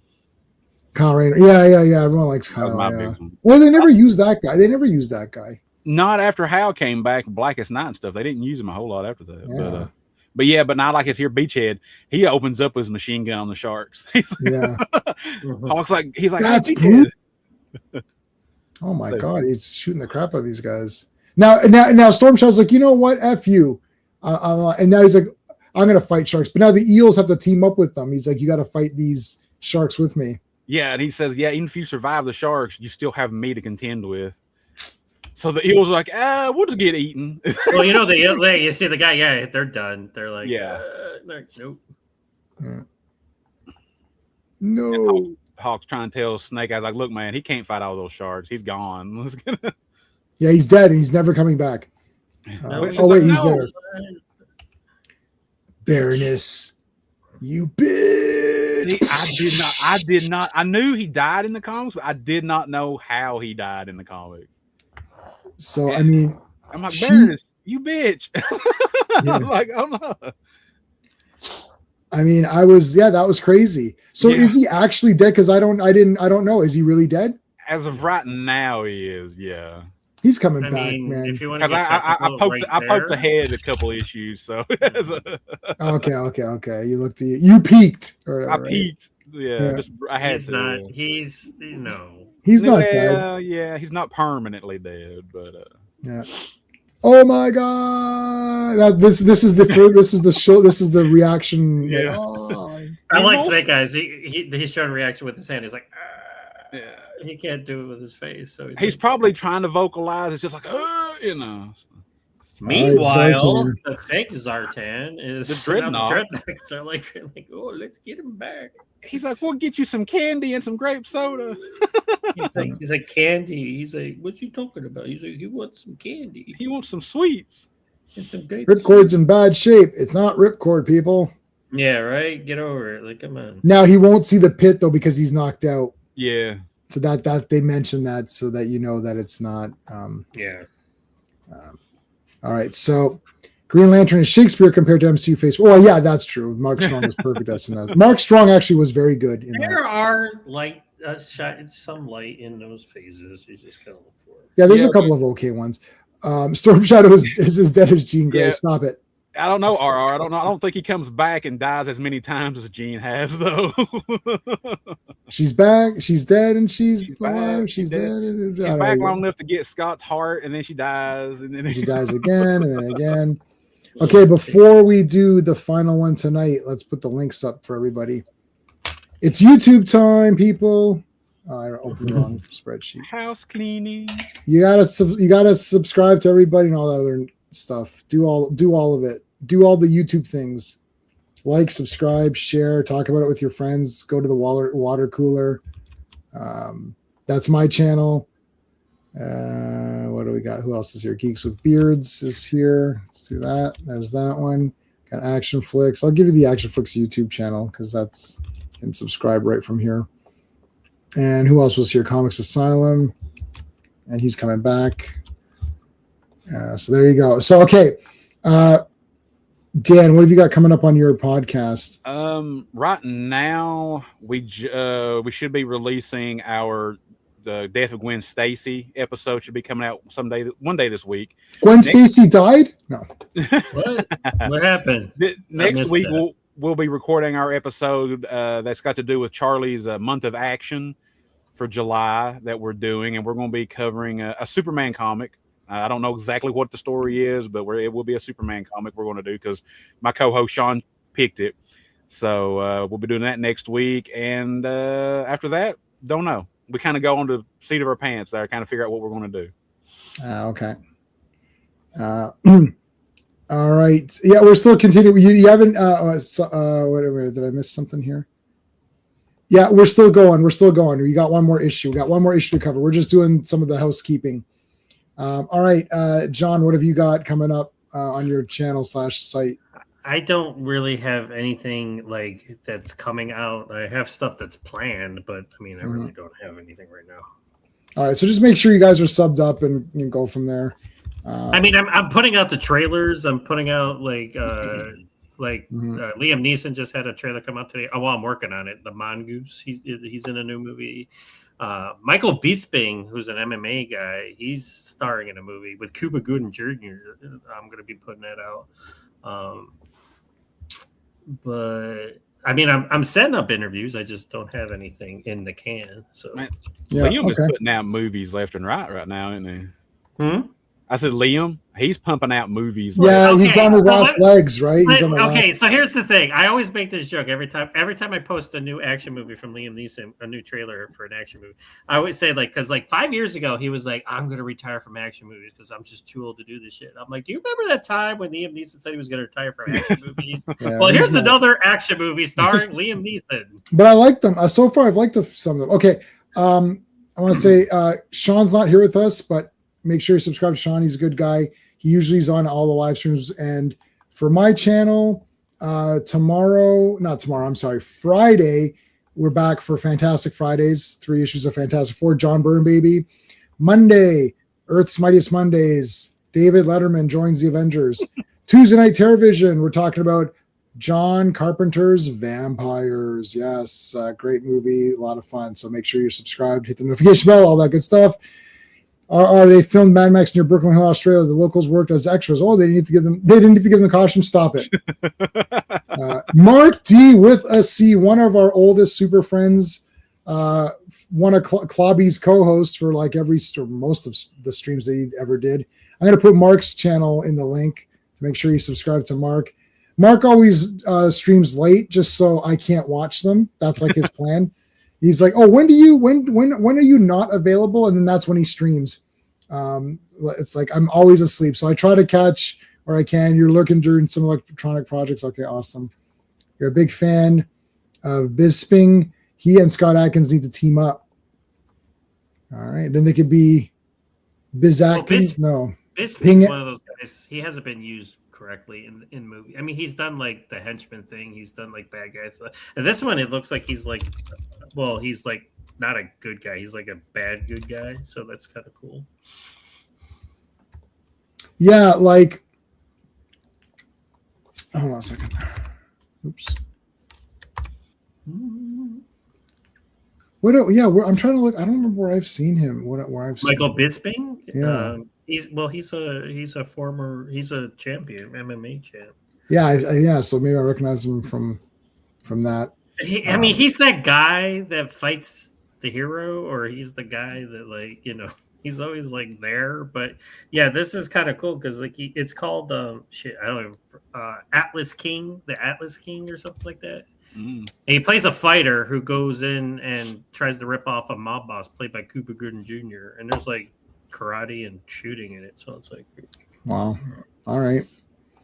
Okay, final one tonight. G.I. Joe, Real American Hero, issue number 48, covers by Mike Zeck. The release date is March 11th, 1986. The cover shows June 86. Slaughter.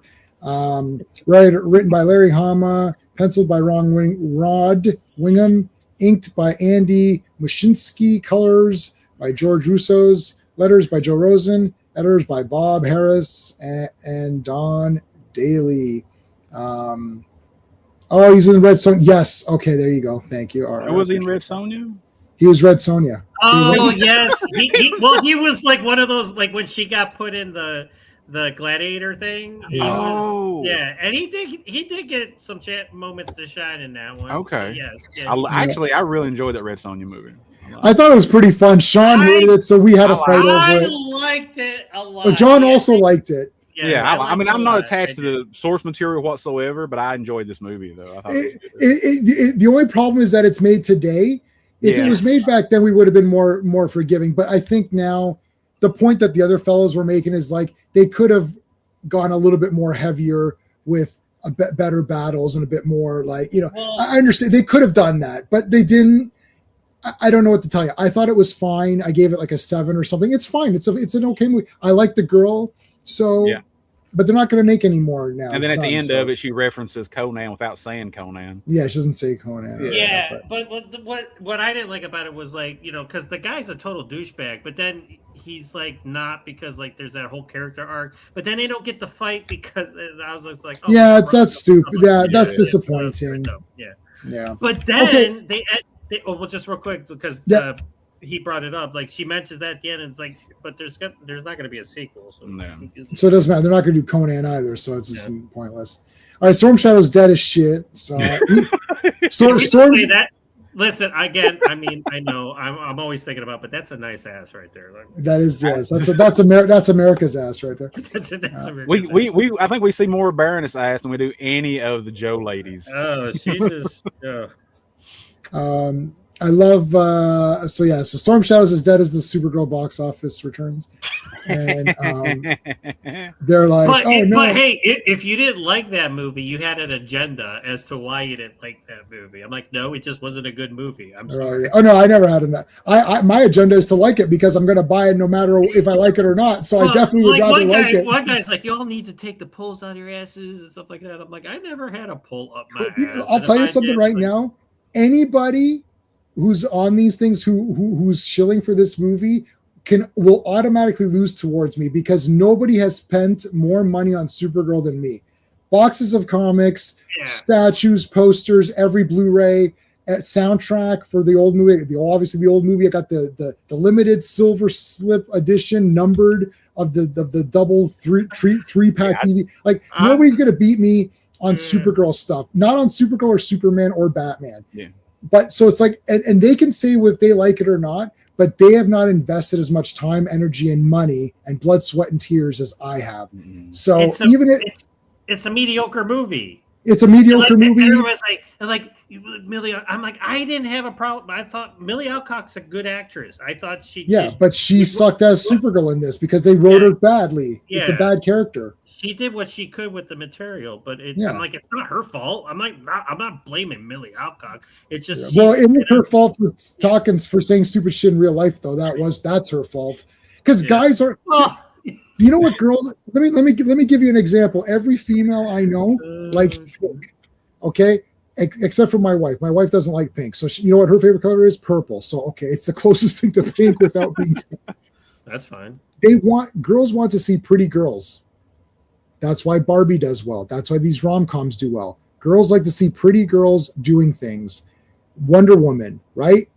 It's like any Black Widow. My wife loves Scarlett Johansson, Black Widow. Loves that character. She really likes Scarlet Witch. She loves Scarlet Witch. She loved Wonder Woman, Gal Gadot, right? Guess who she didn't like? Supergirl. It's like, what is that? She saw it, she's like, this is not for me. Right, because girls want to see attractive girls doing things. It's like, I'm not saying Millie Alcock's not attractive. It's like they're making her look not like my wife watched Supergirl, the show. Like you can still have the character look good and do stuff. It's like, oh, she's all beat up. I know, but nobody's interested in that. Oh, our buddy Steve is back on. Hey, in the car? Oh. Yeah, it's all good. I'm not moving, so it's all good. How you guys doing?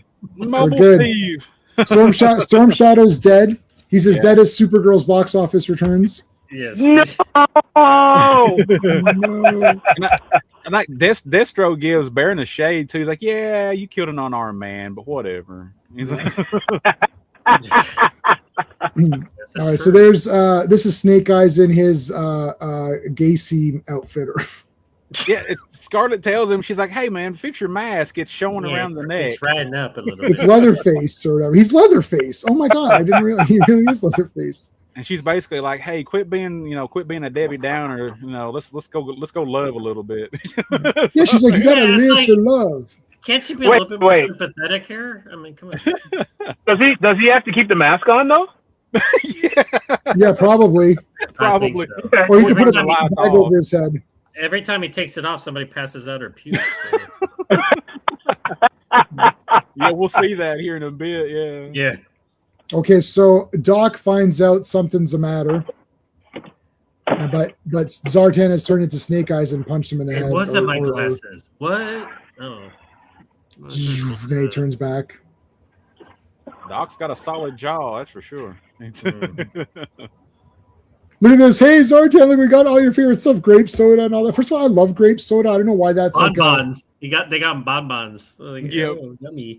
chocolates. And they Candies.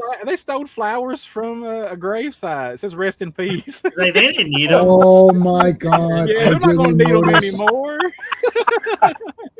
Oh my goodness, I did not. Oh, notice that's amazing. Yeah, you didn't see that? Oh, Yeah, that's amazing. I missed that one. That's a total Dreadnought movie. Torch right is like, there. yeah, the flyers that we took, the people we took these flyers from, they're not going to miss them. I told you Torch was the best. You guys didn't believe me. Now you have your evidence right there. Oh, that's great. So sorry, Zartan, I borrowed your bike, and then Zartan loses it, but it's Ripcord who's actually getting mad because of Candy, because Buzzer was with Candy and he wants to know where she is. This is true. Alpine, somebody's masquerading as Snake Eyes. Scarlett's like, no, Snake's been with me all day. And all night. Yeah.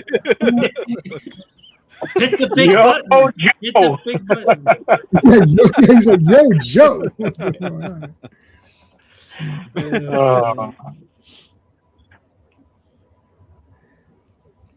We'll talk about it. We're gonna talk about that after, because I know yeah. And she's like, yeah, yeah, plus he was in his combat fatigue. She's like, he was in his dress, tan. Yeah, he was his Leatherface outfit. He was in his Leatherface outfit. I like how Zartan's hanging out there as Snake Eyes. They're all like talking about it, and he's like, yeah, he peers his head around the corner. He's like, what? Oh shit. He's like, I Yeah, can't go this way. yeah, see? Snake Eyes is an imposter. Whoops. He's like, whoops. and then he becomes went that way. Tripwire. And once again, Tripwire trips. Oh, bless him. Well, they make him trip. But... He's like, huh, what? Wait a minute, there's two tripwires, damn it. This one's the real one. These papers are in alphabetical order, damn it. Now I gotta stick them back. They're all over the place. So now they do say that Zartan, just to remember, he doesn't know the pit location because he was knocked out when they brought him. Keep that in mind. Yeah. Oh no, not the bedpan attack. It's Steve Austin, Vince McMahon. Steve Austin, Vince McMahon. I literally thought of that right away. And I like here too, because previously with Ripcord, he didn't have the eye paint or whatever, but in this issue they drew the eye paint on and make him look more like Zartan. Yeah. I'm like, okay. So Zartan painted his face too. He's like, okay, we're gonna Maybe the Dreadnoks painted it for him. maybe he's missing something. He doesn't look right.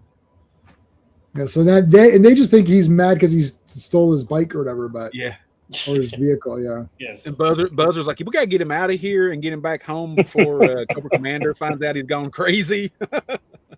Oh, here we go. New guy on the block. I could tell as soon as I saw the hat and the boots, I was like, I know who this is. Okay, does this guy here that works for Cobra, does he not look like Senator Kelly from X-Men? Yes, I thought. Yeah. He's just a like- douchebag. It's Yeah, like, he is just a or like douchebag. Rick or Yeah, he something. does.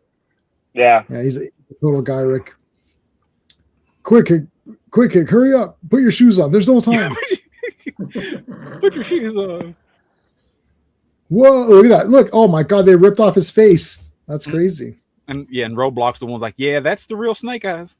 Yeah, you've never seen that, have you? Well, now you've been initiated. Okay, thank you. Quick six, like, oh no. There's these two cops. As our Is Laurel that and the Hardy same guy. Are those different cops? I think they're the same guys, I believe. Because it's It's like another Vulcan chubby Skull. guy with another skinny guy. It's like Yeah, it's Yeah, Vulcan Skull. Yeah. All right, so our buzzer, of course, always has his gun saw or whatever that is. We got to find this intruder. Let's go. Now we got 2 docs here in a minute. Out of the theater reaction, he saw the Odyssey. He can tell us what he thinks in a few minutes after this was over.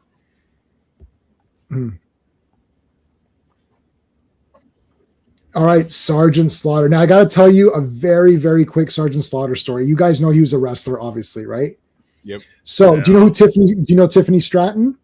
Mm-hmm. Yeah. Okay. Yeah. Tiffany, help us out, girl. Help us out. I love Tiffany Stratton. I have her autograph. She's great. Oh, she made a super mess. So did you see that?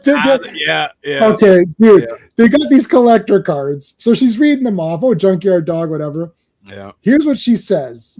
And people nailed her pretty badly for this. She said, SGT Slaughter. She's like, look, it's SGT Slaughter. Yeah. Now, hold on a second. Now, there's as many layers as Obsession has. This has just as many layers of failure. Failure 1, you don't know that SGT is Sergeant because everybody knows that. So that's a fail. She doesn't know Sergeant Slaughter. But the second failure is she's a wrestler. You don't know Sergeant Slaughter, the wrestler who's not dead. Like Lacey Evans was using Sergeant Slaughter's moves just like 2 years ago or 3 years ago or whatever. This is not 100 years past. Like Sergeant Slaughter's around. He's like you'll see him backstage and stuff. It's like, how do you not know Sergeant Slaughter was a wrestler in your profession? He was a big wrestler. He's a headliner of WrestleMania. It's a 2 failure. You didn't know Sergeant was SGT, and you didn't know that he was a wrestler. Come on. I think a lot of the younger ones, they just don't know the history of the profession that they're in. I don't believe. Right. That's brutal, though. Like that's pretty brutal. That's pretty bad. I did feel bad for her though. She said that. I know she seems really nice and everything, but that was a brutal. That was a bit brutal. Really nice, but yeah, but come on, Tiffany. Slaughter calls her up. He's like, it's Sergeant. Dude, you're gonna call me Sergeant, and that's an order.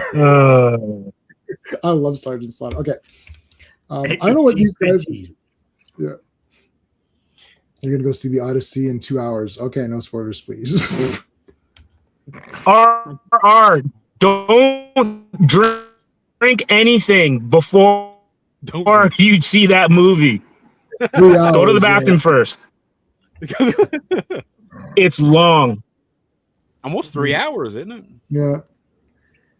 Oh, and also there's trailers, I'm sure, right? Christopher Nolan can't make a movie less than 3 hours. No. Well, for our screener, there was none. Oh, there was no trailer? Okay.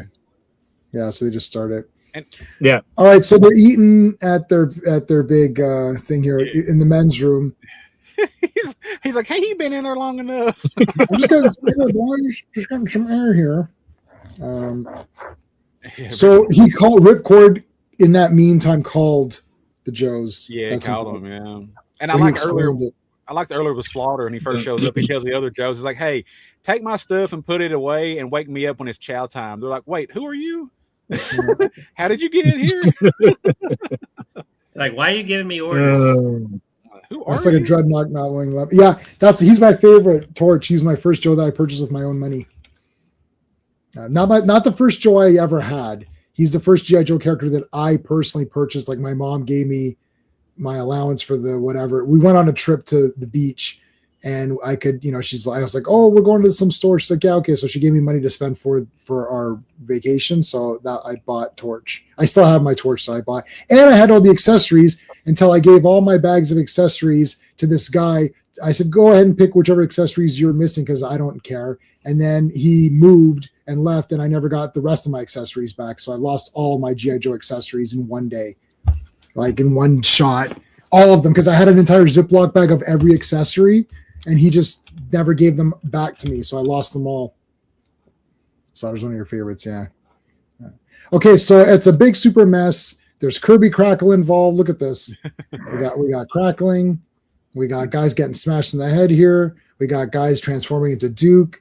Even when This is so bad that when Zartan becomes Duke, the real Duke walks by and says, "Hey, Hawk." He walks by. He's like, "Hey, Hawk." He doesn't even Oh, that's too good.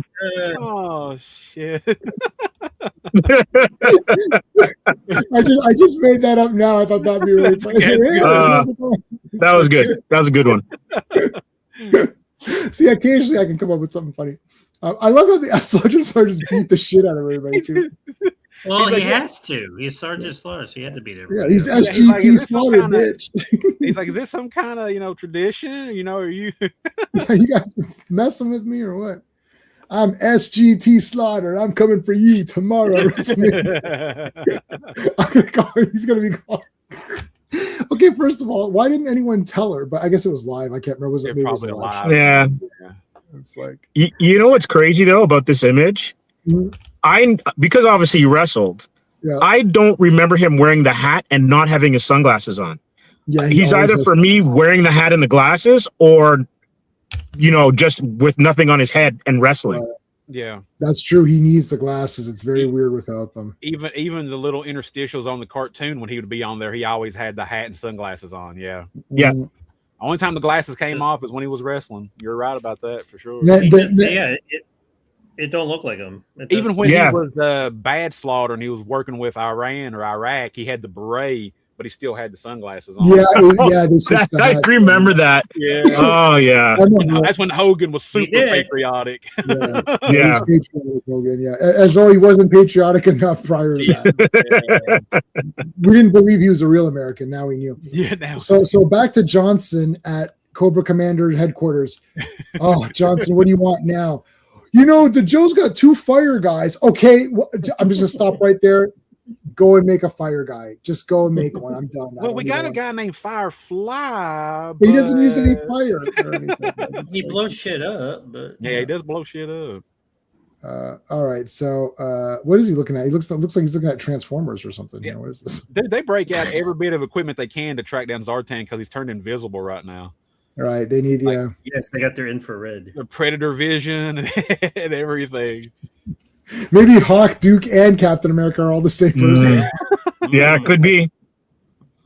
Wait a minute. You're never around when he is. Well, that's true. I don't know.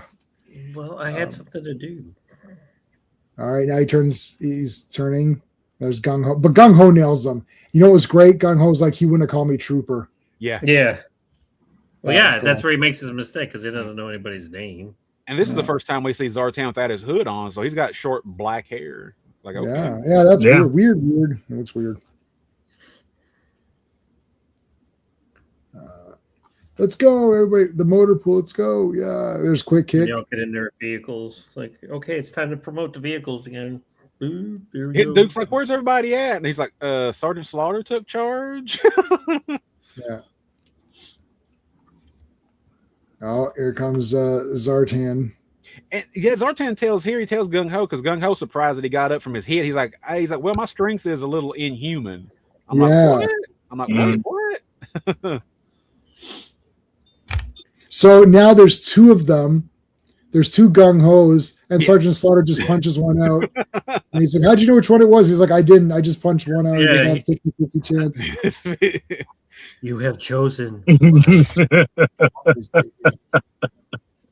Quick Kick's like, I'm impressed. He's like, damn straight. There's the hexagon. I mean, pentagon.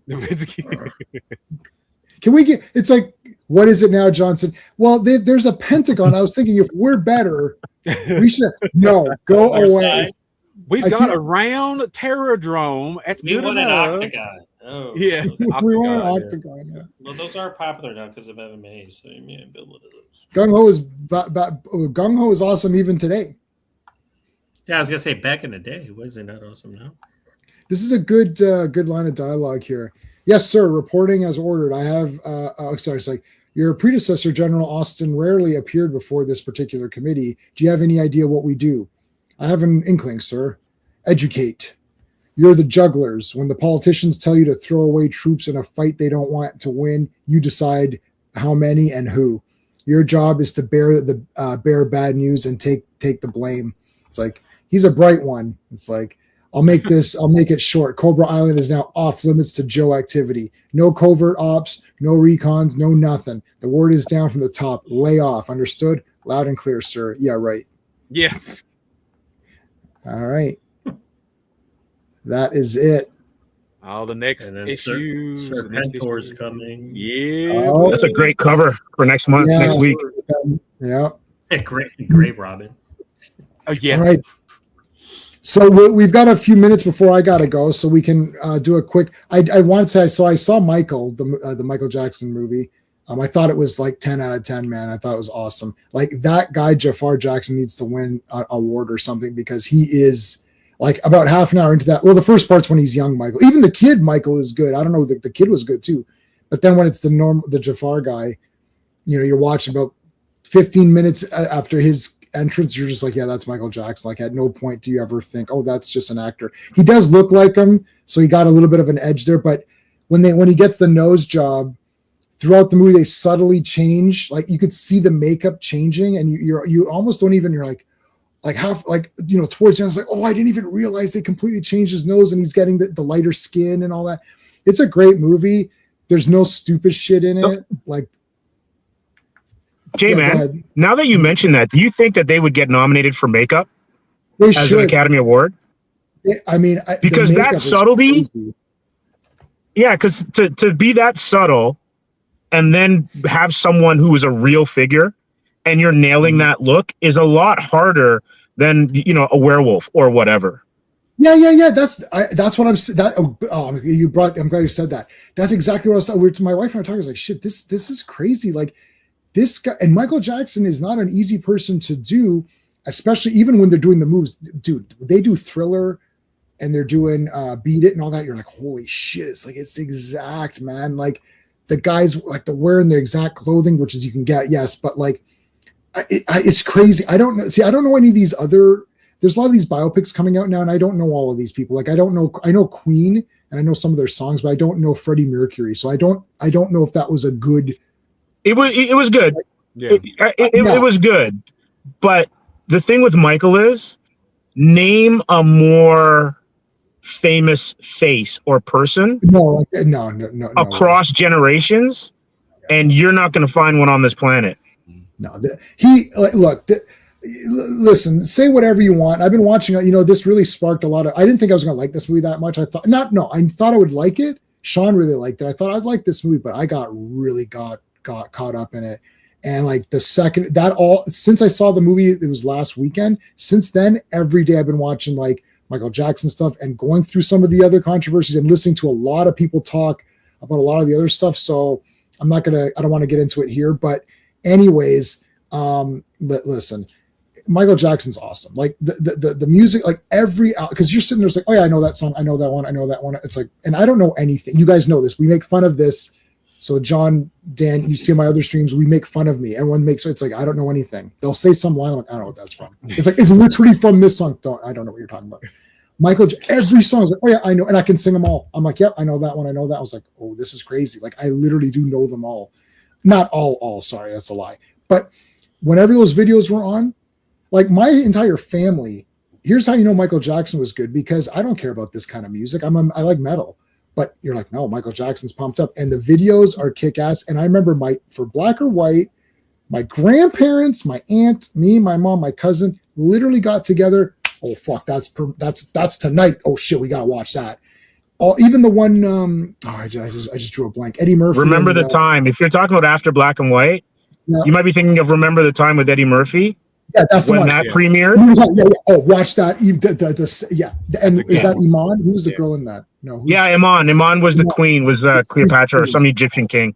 Yeah. Queen. Sorry, and he was Ramses or something. Remember the Time. I remember. It's a great video. Tune in for that. Like, I mean, this is crazy. J-Man, this is how crazy it was. Because I think Thriller came out when I was in junior high. We ran home to see the debut of that video on a show called Toronto Rocks. Wow. So we would catch the premiere at like 7 p.m. or something, or whatever it was after school. That's how nuts it was. No, and I mean, Thriller is crazy. I want to thank you, RR, for the $2. Did the microwave stop when you got enough? Ha ha ha! Don't stop till you get it. Okay, that's a Stella star right there. You got to give him a he for that one. How about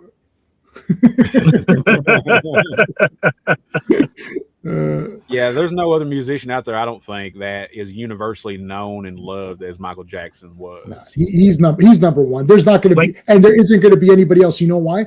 Because Michael Jackson liked the classic guys. Yeah. They show in this movie, he's watching Fred Astaire, he's watching like Stooges, he's watching classic horror movies. He liked all of these classic things. So he's learning from the best guys, like, and to pioneer stuff. He's like, I love Charlie Chaplin, and he's talking about Charlie Chaplin. It's like, these are the pioneers of stuff. And see, what I liked about this movie, just to real quick too, is that I only knew the broad strokes of it. Like, I'm like, oh yeah, the hair got caught on fire. I remember that. Like, I remember only the broad strokes of it, not the more detailed bits. So when they start filling in, you're like, oh, I didn't know that. Like, he gave all that money to the burn hospital thing. I was like, I didn't know that. Right. So there's like little things I didn't know, but you're watching. It's like he would go not backstage, like in the sound stage thing, and like learn. Like the guy's showing him. He's like, okay, here's how you manipulate the voice. Here's how you can mix this thing. He's like, oh, he's not just going and singing. Here's what these guys are doing now. They go and they sing their little songs, and then they do the little videos, and they shake their little butts or whatever it is, and they look, they're all hot, or the guys are cool, good looking. They do their thing, and then they fuck off. Michael Jackson is there day and night, learning every intricacy of everything. I saw This Is It in the theater. They did that This Is It. I have it on DVD, the documentary or whatever it was. He's crazy. You know what he did? When did This Is It come? I don't know. Somebody can check in the whatever. When This Is It came out, my wife and I went to go see it in the theater. And after that movie, and since that died, I was like, he did this in the movie where they're just setting up the thing, and he's like, well, Michael's like, we got to do this. And I'm like, well, I don't understand. What do you want? And then he literally held up the album and he's like, I want this. I was like, yes. I was like, that's it. And he's like, this is what he goes. The guy went and purchased this album, and then he's coming to the show, and this is what I fucking want him to hear. This. I don't want this version of it where you've messed up something or the lighting's off. He's like, I want this to happen. And I was like, yes, that is what I want. Like, dude, I mean, I don't care about the person, the behind the scenes. The guy's performing in like crazy stuff. Everything's a mini movie. Like, I mean, he's making movies. Like that Thriller is like 20 minutes or something. I don't know how long. It's like 15 minutes or something. It's like a full movie. Well, he was so involved in his stuff to where a lot of the artists nowadays, they just have somebody else write the song. That's what I'm saying. They show up. They're like, okay, that's fine. Michael, he was there for everything. He wrote the songs and just all of that. That's why he's telling them where to shoot. Yeah, and he would take forever to like do these performances and stuff because he wanted to get it as perfect as he could get it, because he felt like his fans deserved the best they could get when they paid their money for his shows and stuff. Just put it in perspective, thinking about it this way: as huge as Taylor Swift is, Michael Jackson was bigger than Taylor Swift and Beyonce put together right now. Oh yeah. Oh yeah. And they're using, they look good and they can put on a show. And I saw Lady Gaga way back, like in the second, her show was I've seen Kiss, I've seen Iron Maiden a few times, and her show was like way better. Like it was legit insane. And so she's pretty good, but like Michael Jackson, like he's crazy. I watched one of the Oprah interviews, like that live one where he hadn't done an interview one. He's sitting there. She's like, "Oh, do you want to do some dance?" He's like, "Yeah." He's telling the cameraman, "No, you can shoot it from here. It'll be better." Like, what is happening here? It's like a random impromptu thing, and he's telling the camera. He's telling John Landis. I don't know if the movie's accurate. He's telling John Landis. He's like, "Oh, can you tell Mr. Landis to pull the camera back on this?" It's like, I'm sorry. You're telling John Landis. Who are you, Michael? You don't know what you're talking. He's telling him, and it ends, and that's because he's like, no, he goes, people won't connect if you can't see the full body. Because John Landis was pushing in, and he's like, no, you got to pull out. He goes, people will connect when they see the full body. It's Fred Astaire. He's like, am I dancing or is the camera moving around? He's like, I got it. You got to see the full thing. It's crazy. Anyways. He's a stage guy. He's a stage guy, right? And was from when he was a kid. And it's not to say that artists today aren't great or talented. There's tons of really talented artists.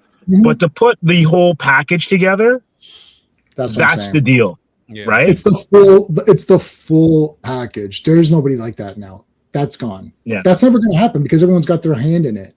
Like everyone needs their cut. Yeah.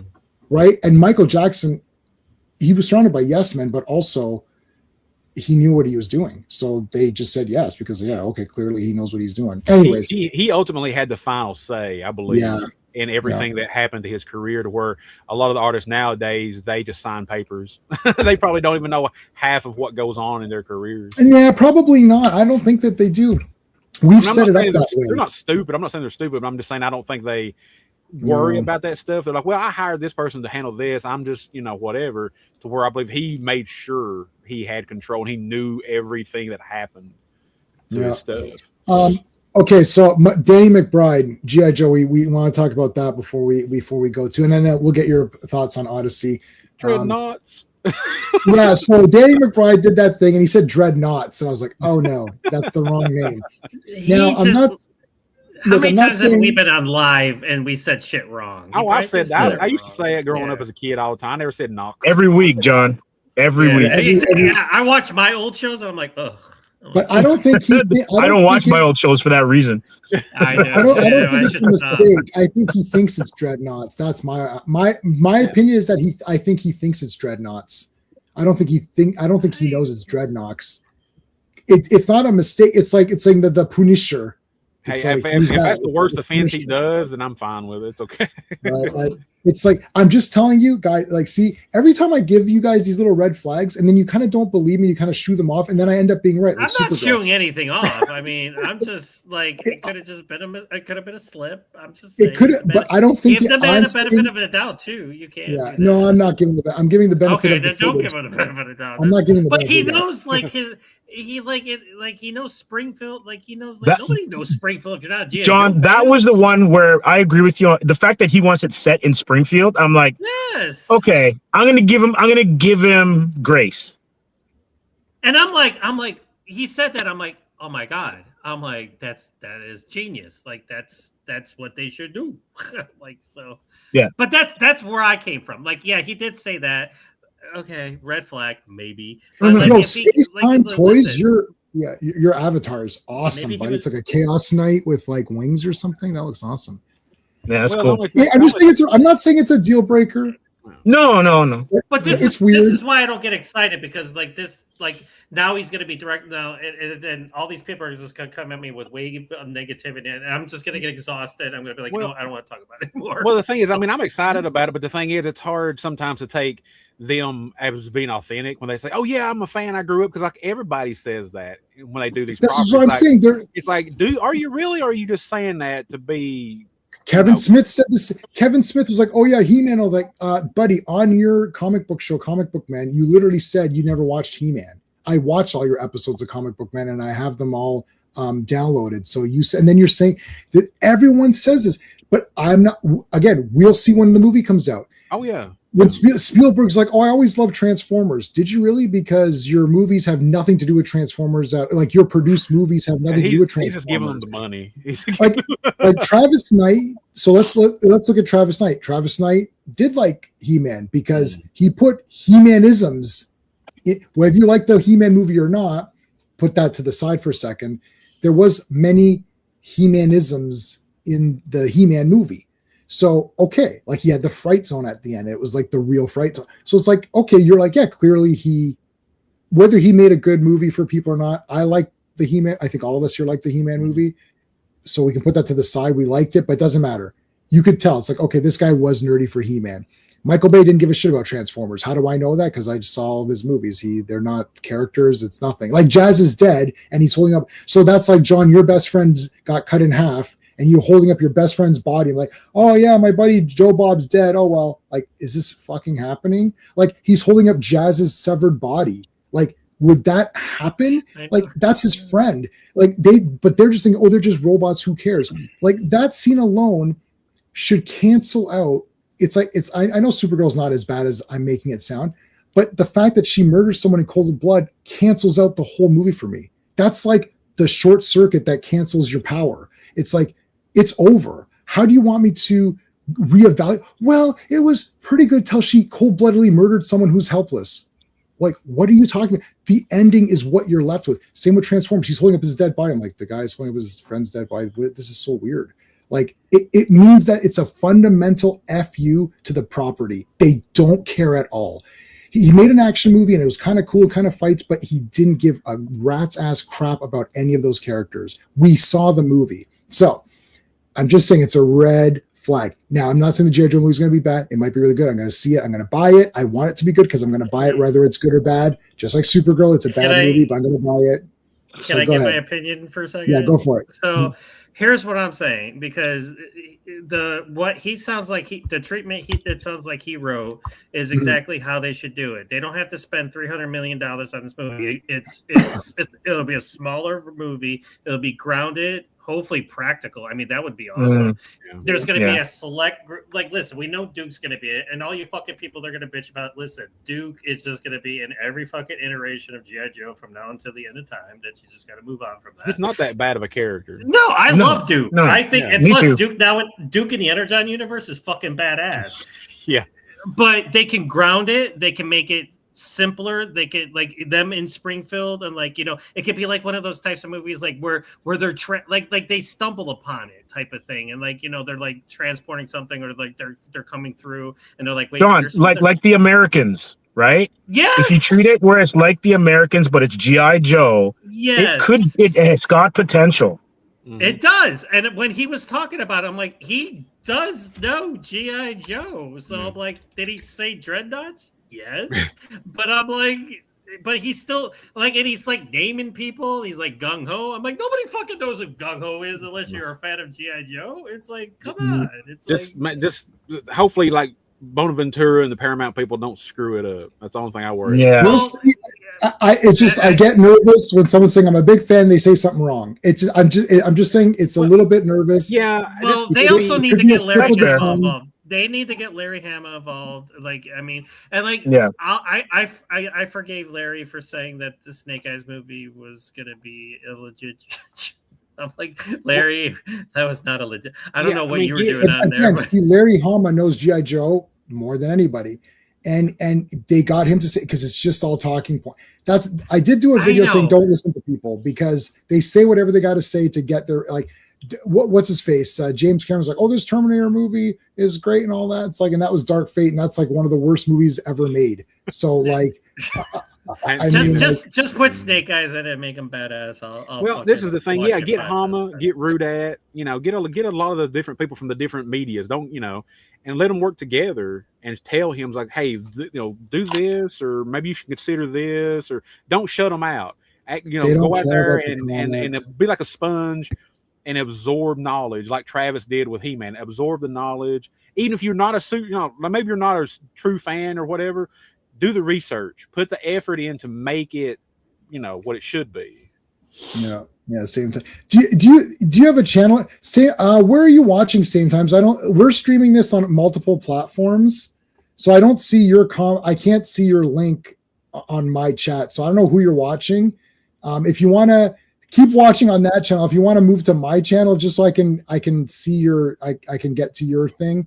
Because I can't do it because it's like a link. I don't know. You're watching it on either. Who's Sean's got a people watching. You're watching on YouTube, but you're watching. There's 4 channels that streaming this at the same time, and I can only control my channel because you guys have not made me admins on your channels. I don't know who, but you're not admins on mine, so I got you back. I'd asked earlier on the chat, you know, about what was it, Citizen Vigilante movie. I haven't seen it or anything. Oh, I gotta watch that for sure. Just the trailers, and I seen somebody on YouTube. I had the opportunity to interview you, Bull, and I was just like, I'm not touching this one. I seen somebody on YouTube, content creator guy. He posted, apparently, I guess it's true, I don't know, Larry's comment about the movie, and Larry hates the movie. And he was, I guess, politically wise, he doesn't like it. I don't know. There's a lot of subcontext in it, and it's like there's a lot of things that like Armie Hammer is now coming out and saying, like, this is the movie I shot. This is, oh my god, I didn't want this to be the movie, my comeback movie. I watched it. It's not a good movie. People Is it Huey Bowl? Yeah, it's Huey Bowl. Yeah, it's Huey Bowl. Yeah. Oh, that really makes it better for me. Listen, I've liked some Yui Bowl movies. So let me just get that out there. It's like I'm not a straight up Yui Bowl. Like I think In the Name of the King is awesome. Jason Statham. I like Blood Rain. I own that movie. Blood Rain with Kristanna Loken. Yeah. I mean, plus she gets naked in it, so that's always a plus. But it's just I don't know. There's like this agenda, and it's like it's got like against migrants and stuff like that. Apparently, it got banned in his home country of Germany. It did. But then, freaking what's his name? Put it out for free. So and some people, I don't know. I don't know if they're comparing it to Death Wish. I don't know. There's no he's I'd have to see it to make that comparison because I've seen there's Death the comparison. Wish. He's a vigilante and he's pissed off and he goes out and kills bad people. It's like a more extreme A-Team, I guess, or Equalizer, I guess, or whatever. I don't know if I would call it. I would go that far. It's just like, and it's got like Kostas Mandylor in it, which I love. I mean, there's good people. I met Kostas Mandylor. And then it's like I didn't straight up hate it, but then it was just like the actions, like there is action, but it's not, don't expect like this wall-to-wall action movie. But like he's killing cops and stuff like that. It's definitely going to be polarizing from what I've read people say about it and stuff like that. If there's going to be some weird agenda, then I'm not going to watch it. My agenda is I want action. Well, it's kind of covering like what's going on in Europe, what's immigration and how all that stuff or and whatever. Yui Boll has his opinions and he's not afraid to put them in his movies. If you get past that, it's kind of like it's like another filmmaker that I was attached to at one time, and he just got too off kilter for me. And like the guy was like, "Do you want to interview?" I was like, no, I'm good. I'm free. You want to? I didn't want to. Like I was gonna do a review to it but. Oh, got you, buddy. Okay, I got you now. Let me check your thing. Now I can look at your thing. Go to channel. Oops. All right, Steve. What's your review of the Odyssey, man? The Odyssey's great. It is I really liked it. This is obviously recency bias.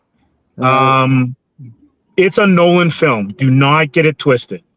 You're watching a Nolan film. It's Nolan's interpretation of the Odyssey. But damn, it might be my favorite Nolan film. Okay. It's really good. It's like, you know how you can sit through movies that are 70 minutes and it's like you're checking your watch in the first 15 minutes? Yeah. This movie is almost 3 hours, and not once do you go, what time is it? You just go from scene to scene. And he does the way that he uses the divergent timelines to do flashback and present all at the same time. It's seamless. It totally works. Performances are great. It leans into the magic and the mysticism. It's great. Matt Damon's great. I have no problems with the casting. John Barenthal. I know J-Man loves Barenthal, but he's restrained in this one. Oh, he's not yelling and screaming like a lunatic and no. And being the correct Punisher or whatever. If I say that word on it, then people get very mad at me. So I won't. I don't get mad. I just say you're wrong and move. I'm not saying you're the one getting mad. I've seen some people say that the modern speak or the modern language took them out of it. Did that bother you any? Well, it's funny because someone in the theater who is also a movie reviewer, was making that comment. And he's a big Odyssey fan. And I go, I don't mind that because the text is hard enough anyways. Mm-hmm. And you want this to be accessible. And I'm a comic book guy, as you three know. And Thor talks like he just speaks into his throat to seem regal. He doesn't use the forsooth and doth and whatever. Mm-hmm. And he talks like Banner does. And it doesn't really make a difference. No. So if you really want that stuff, there's a lot of Shakespeare and a lot of other versions that you could go watch. But if you're going to be there for 3 hours and you're going to be fighting through that kind of, I guess, fidelity to the text, that's a big ask to then also want it to make money. Yeah, right. This thing is sold out. So just because I was bored, I was like, let's see how sold out it really is. like, so my theater now, there's not very many theaters that'll play 70 millimeter IMAX. So mine, the one that we saw, the Garbage Supergirl movie, and that's where I always go. That one does 70 millimeter IMAX. So I looked. 11 p.m. sold out. It's like, dude, sold out. That means 11, 12, 1, 2. You're coming out at 2 in the morning. Yep. There's This late thing is people. sold Late out people love this. fast. Yeah. So it doesn't matter. I think, because we'll say this and we'll go, I know that there's people upset with the dialogue, the way you're saying, some of the casting choices. My personal opinion is I don't care about the casting choices as much, really. I don't really care. The dialogue did seem pretty stupid. They're like, "Oh, daddy or daddy." I'm like, "Why are you saying daddy? That's weird." Like, can't you say father? Like, you could still make. I feel like they could have still made it accessible, but not weird. Like, I saw the trailer. I was like, "Is this a?" I couldn't tell if it was a. I thought that was like a comedy. I thought, "Oh, they're being funny." Is this a? I was like, "Is no one going to do a comedy out of this?" I was like, "Is that supposed to be?" I don't know. I just is weird to me. So I didn't book tickets in advance. I'll see it whenever. I'm not like. Hey man, I'm gonna throw this one because it just hit me right now. Yeah. There's an 11-year difference between Anne Hathaway and Tom Holland. Okay. Who their mother and son, right? Right. Using dad makes him look even more like it kind of infantilizes him a little bit. Right. Which fits the characterization of him in the film. Right. It's just like, why are you saying daddy? Do they say daddy? Well, it's just weird. It's just weird. Like, who's your daddy? It's like the one trailer came out. Everybody was bitching about how the uniforms look. Like, who gives a fuck? They're just trying to make it look badass. It's like, oh, it's not historically accurate. I'm like, fuck it. Who cares? Yeah, it's not period accurate. It's not historically accurate. The helmets are awesome, but at some point, like, you look at Robert Pattinson's character, and you're like, man, that could be Braveheart. It could be England. Like, am I in England? Am I like? It's kind of like a stylistic mishmash, but it's enough of the time period and the stuff that we've seen that you can go with it. Well, I mean, Excalibur has full on shiny armor, which I don't like. They wouldn't have had that armor, right? Like that entire movie is fake. It doesn't. I can't say what will bother me and what won't bother me till I see it. And you got to see it. It bothers me. Like, you got to see it. I just saw the trailer and I thought, oh, this looks really cool. And they started talking. I was like, oh, this sounds. I thought it was like a joke. I was like, oh, they're making. Is this a comedy? And I was like, why is it saying like daddy? Where's your daddy now? I'm like, is this for real? Like, what's happening? Like, this is. I thought that was weird. I didn't notice the casting stuff. But the bottom line is, it doesn't matter. This is one of these movies where, whether you like it or not, it's making the money. Oh yeah. Like, I saw the Barbie movie and I thought, yeah, this is okay. It's too long, and I like the Barbie Land stuff. As soon as they went to the real world, I'm like, yeah. That was my opinion of that. But it was very colorful. I like Margot Robbie. I always like her, and I did like Ryan Gosling, who I thought was very funny in that movie. Ultimately, I gave it like a 5 out of 10, which is like a sort of mid pass in my grading system. So it's 5 times better than Supergirl, but. And a little bit better than Superman, but it doesn't matter. It found its audience. The people who are going to see this, they didn't read the Odyssey. They didn't read Iliad. Oh, here's the thing though, J-Man. They're just watching it for a fantasy movie. Yeah. The amount of Odyssey stands that were in that screening was there a lot? Were incredible. Oh, wow. So I've never been to a screening that was that full. Right. So I had lunch with my cousin and we're like, and I go, maybe we should go. And this is maybe like an hour before. And the line was crazy already. And I'm like, because I didn't know that we were going to have assigned seating, which I'm glad that we did, because there would have been mad fights of like, where are you going to sit? Right. Right. But here's the thing. You didn't have a assigned seat? No, we did have assigned seating. It's a screening. Right. So normally like you just get there. But here's the thing. There were people who wrote books about the Odyssey, people who had wrote adaptations, people who do podcasts about the Odyssey. And so it wasn't just people that were like, oh, this is cool, I want to go see it. It was people that were like, would be cutting up how they interpret each chapter of that piece. Right? There